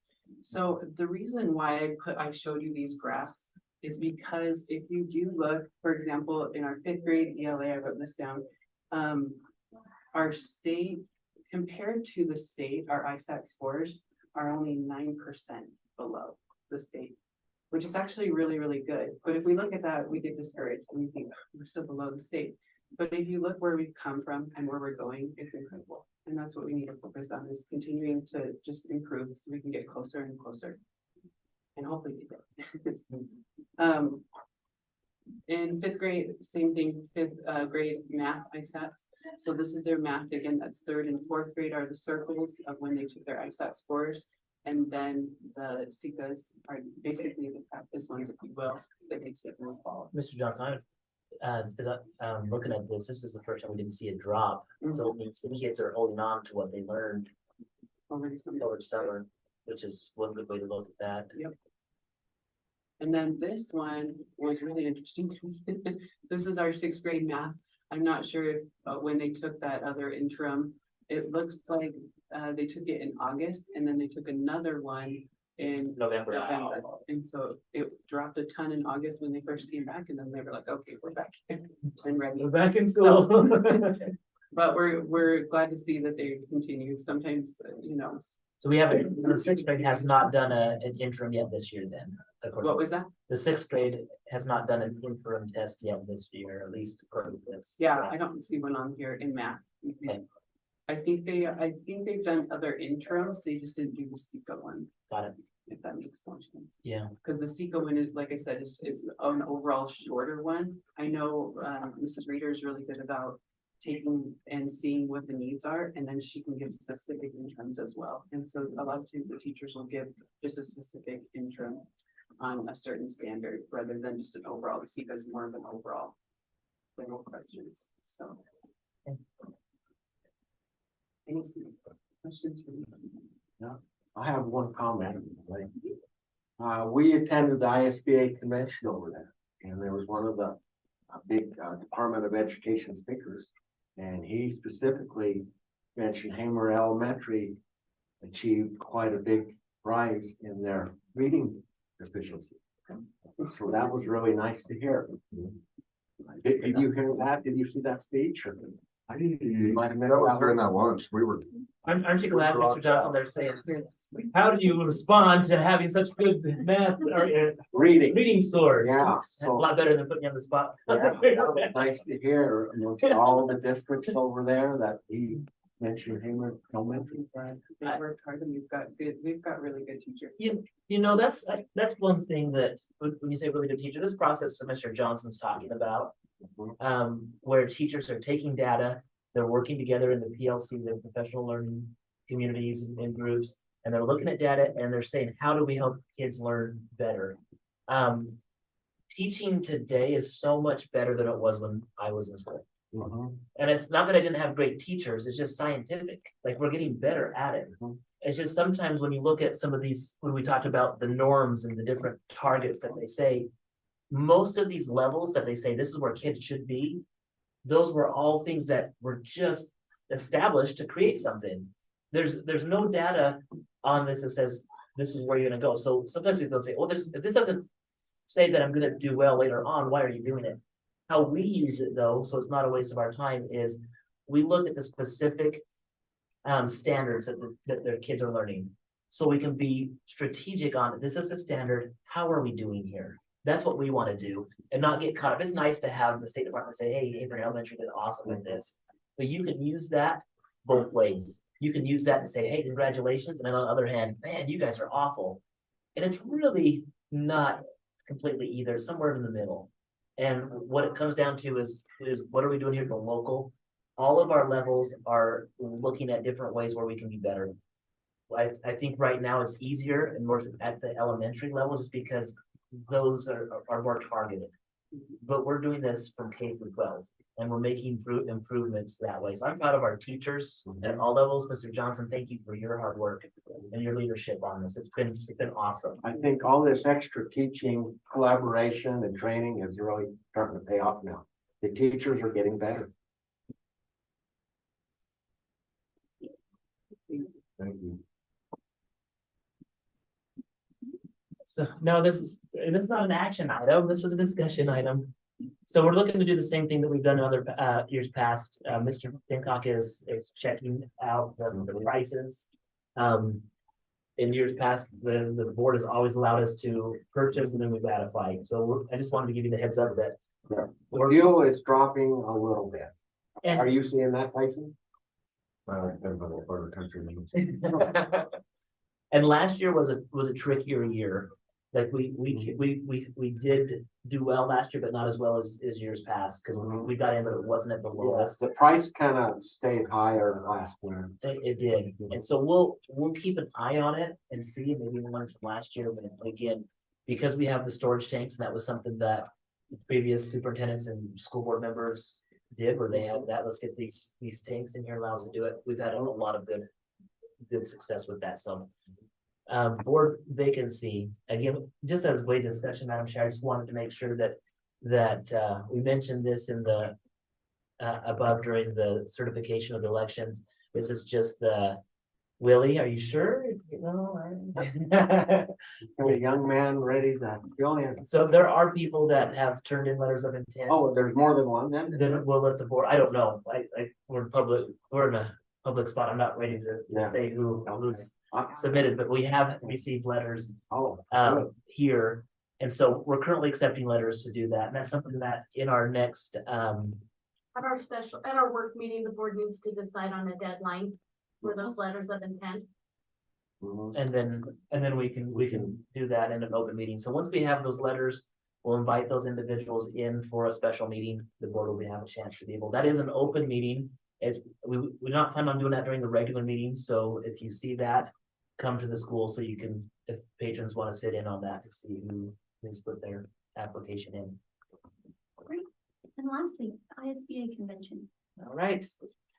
This is up to you and you all went to Tyson and Carrie went to and Willie.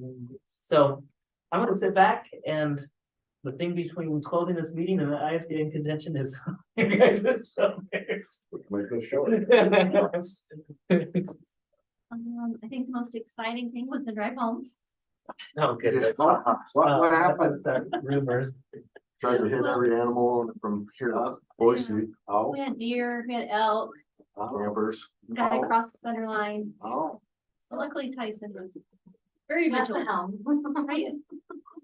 So, Doing great. so Carrie went through and looked at the different sessions that you guys went through, put a bullet point on here, just the different things. I don't know if there's anything, The board looked through it. I don't know if there's anything that you want that, you know, to say, hey, this was, Okay, maybe something you can add, Carrie, is all the resolutions passed. Okay. Okay. And I was gonna go to the fentanyl discussion and the presenters didn't show up. Oh. That was really disappointing. I wanted to, you know, hear about what's going on with the fentanyl crisis. listen more, gavel less. I didn't see one gavel today. Congratulations. Listening. No, that was probably my favorite class. Okay, so in Region 6 of the ISBA Executive Board, Leanna Poole from Rigby moves up to chair. And a lady from Sugar, I think her name's Kristen Galbraith or something like that. I'm not positive, but a lady from Sugar City moves up to the vice chair. Perfect. All right. Because you would have, if you wouldn't have resigned, you would have been. or One more year. One more year in. I would have been one more year. So I've been in there 5 years. I went 2 years as the alternate, 2 years as the vice, and 1 year as the chair. Well, Lily, just as a superintendent, since you were here years before I was hired as superintendent, thank you. I know we'll probably, we have one more month with you. Yeah, I'll have another month with you. But this is your last hurrah from the ISBA Yeah. and you've been really dedicated for. Yeah, it was nice to go there. I'm glad that you allowed me to go. I said a lot of goodbyes to people that I've known for years. And I represented the school for the business session, so that was an honor. I still think you and I could have won the lip sync battle if we would have just done it. That one skit that we were talking Yeah. about, that would have been funny. Yeah, I think we could have gone out on a bang, but too bad I had things here. They quit the lip syncing contest. Oh, missed Yeah. opportunity. Karen's gone and she kind of ended that. All right, well, no further business on the agenda. The board will open to motion to adjourn. Madam Chair, I so moved. Is there a second?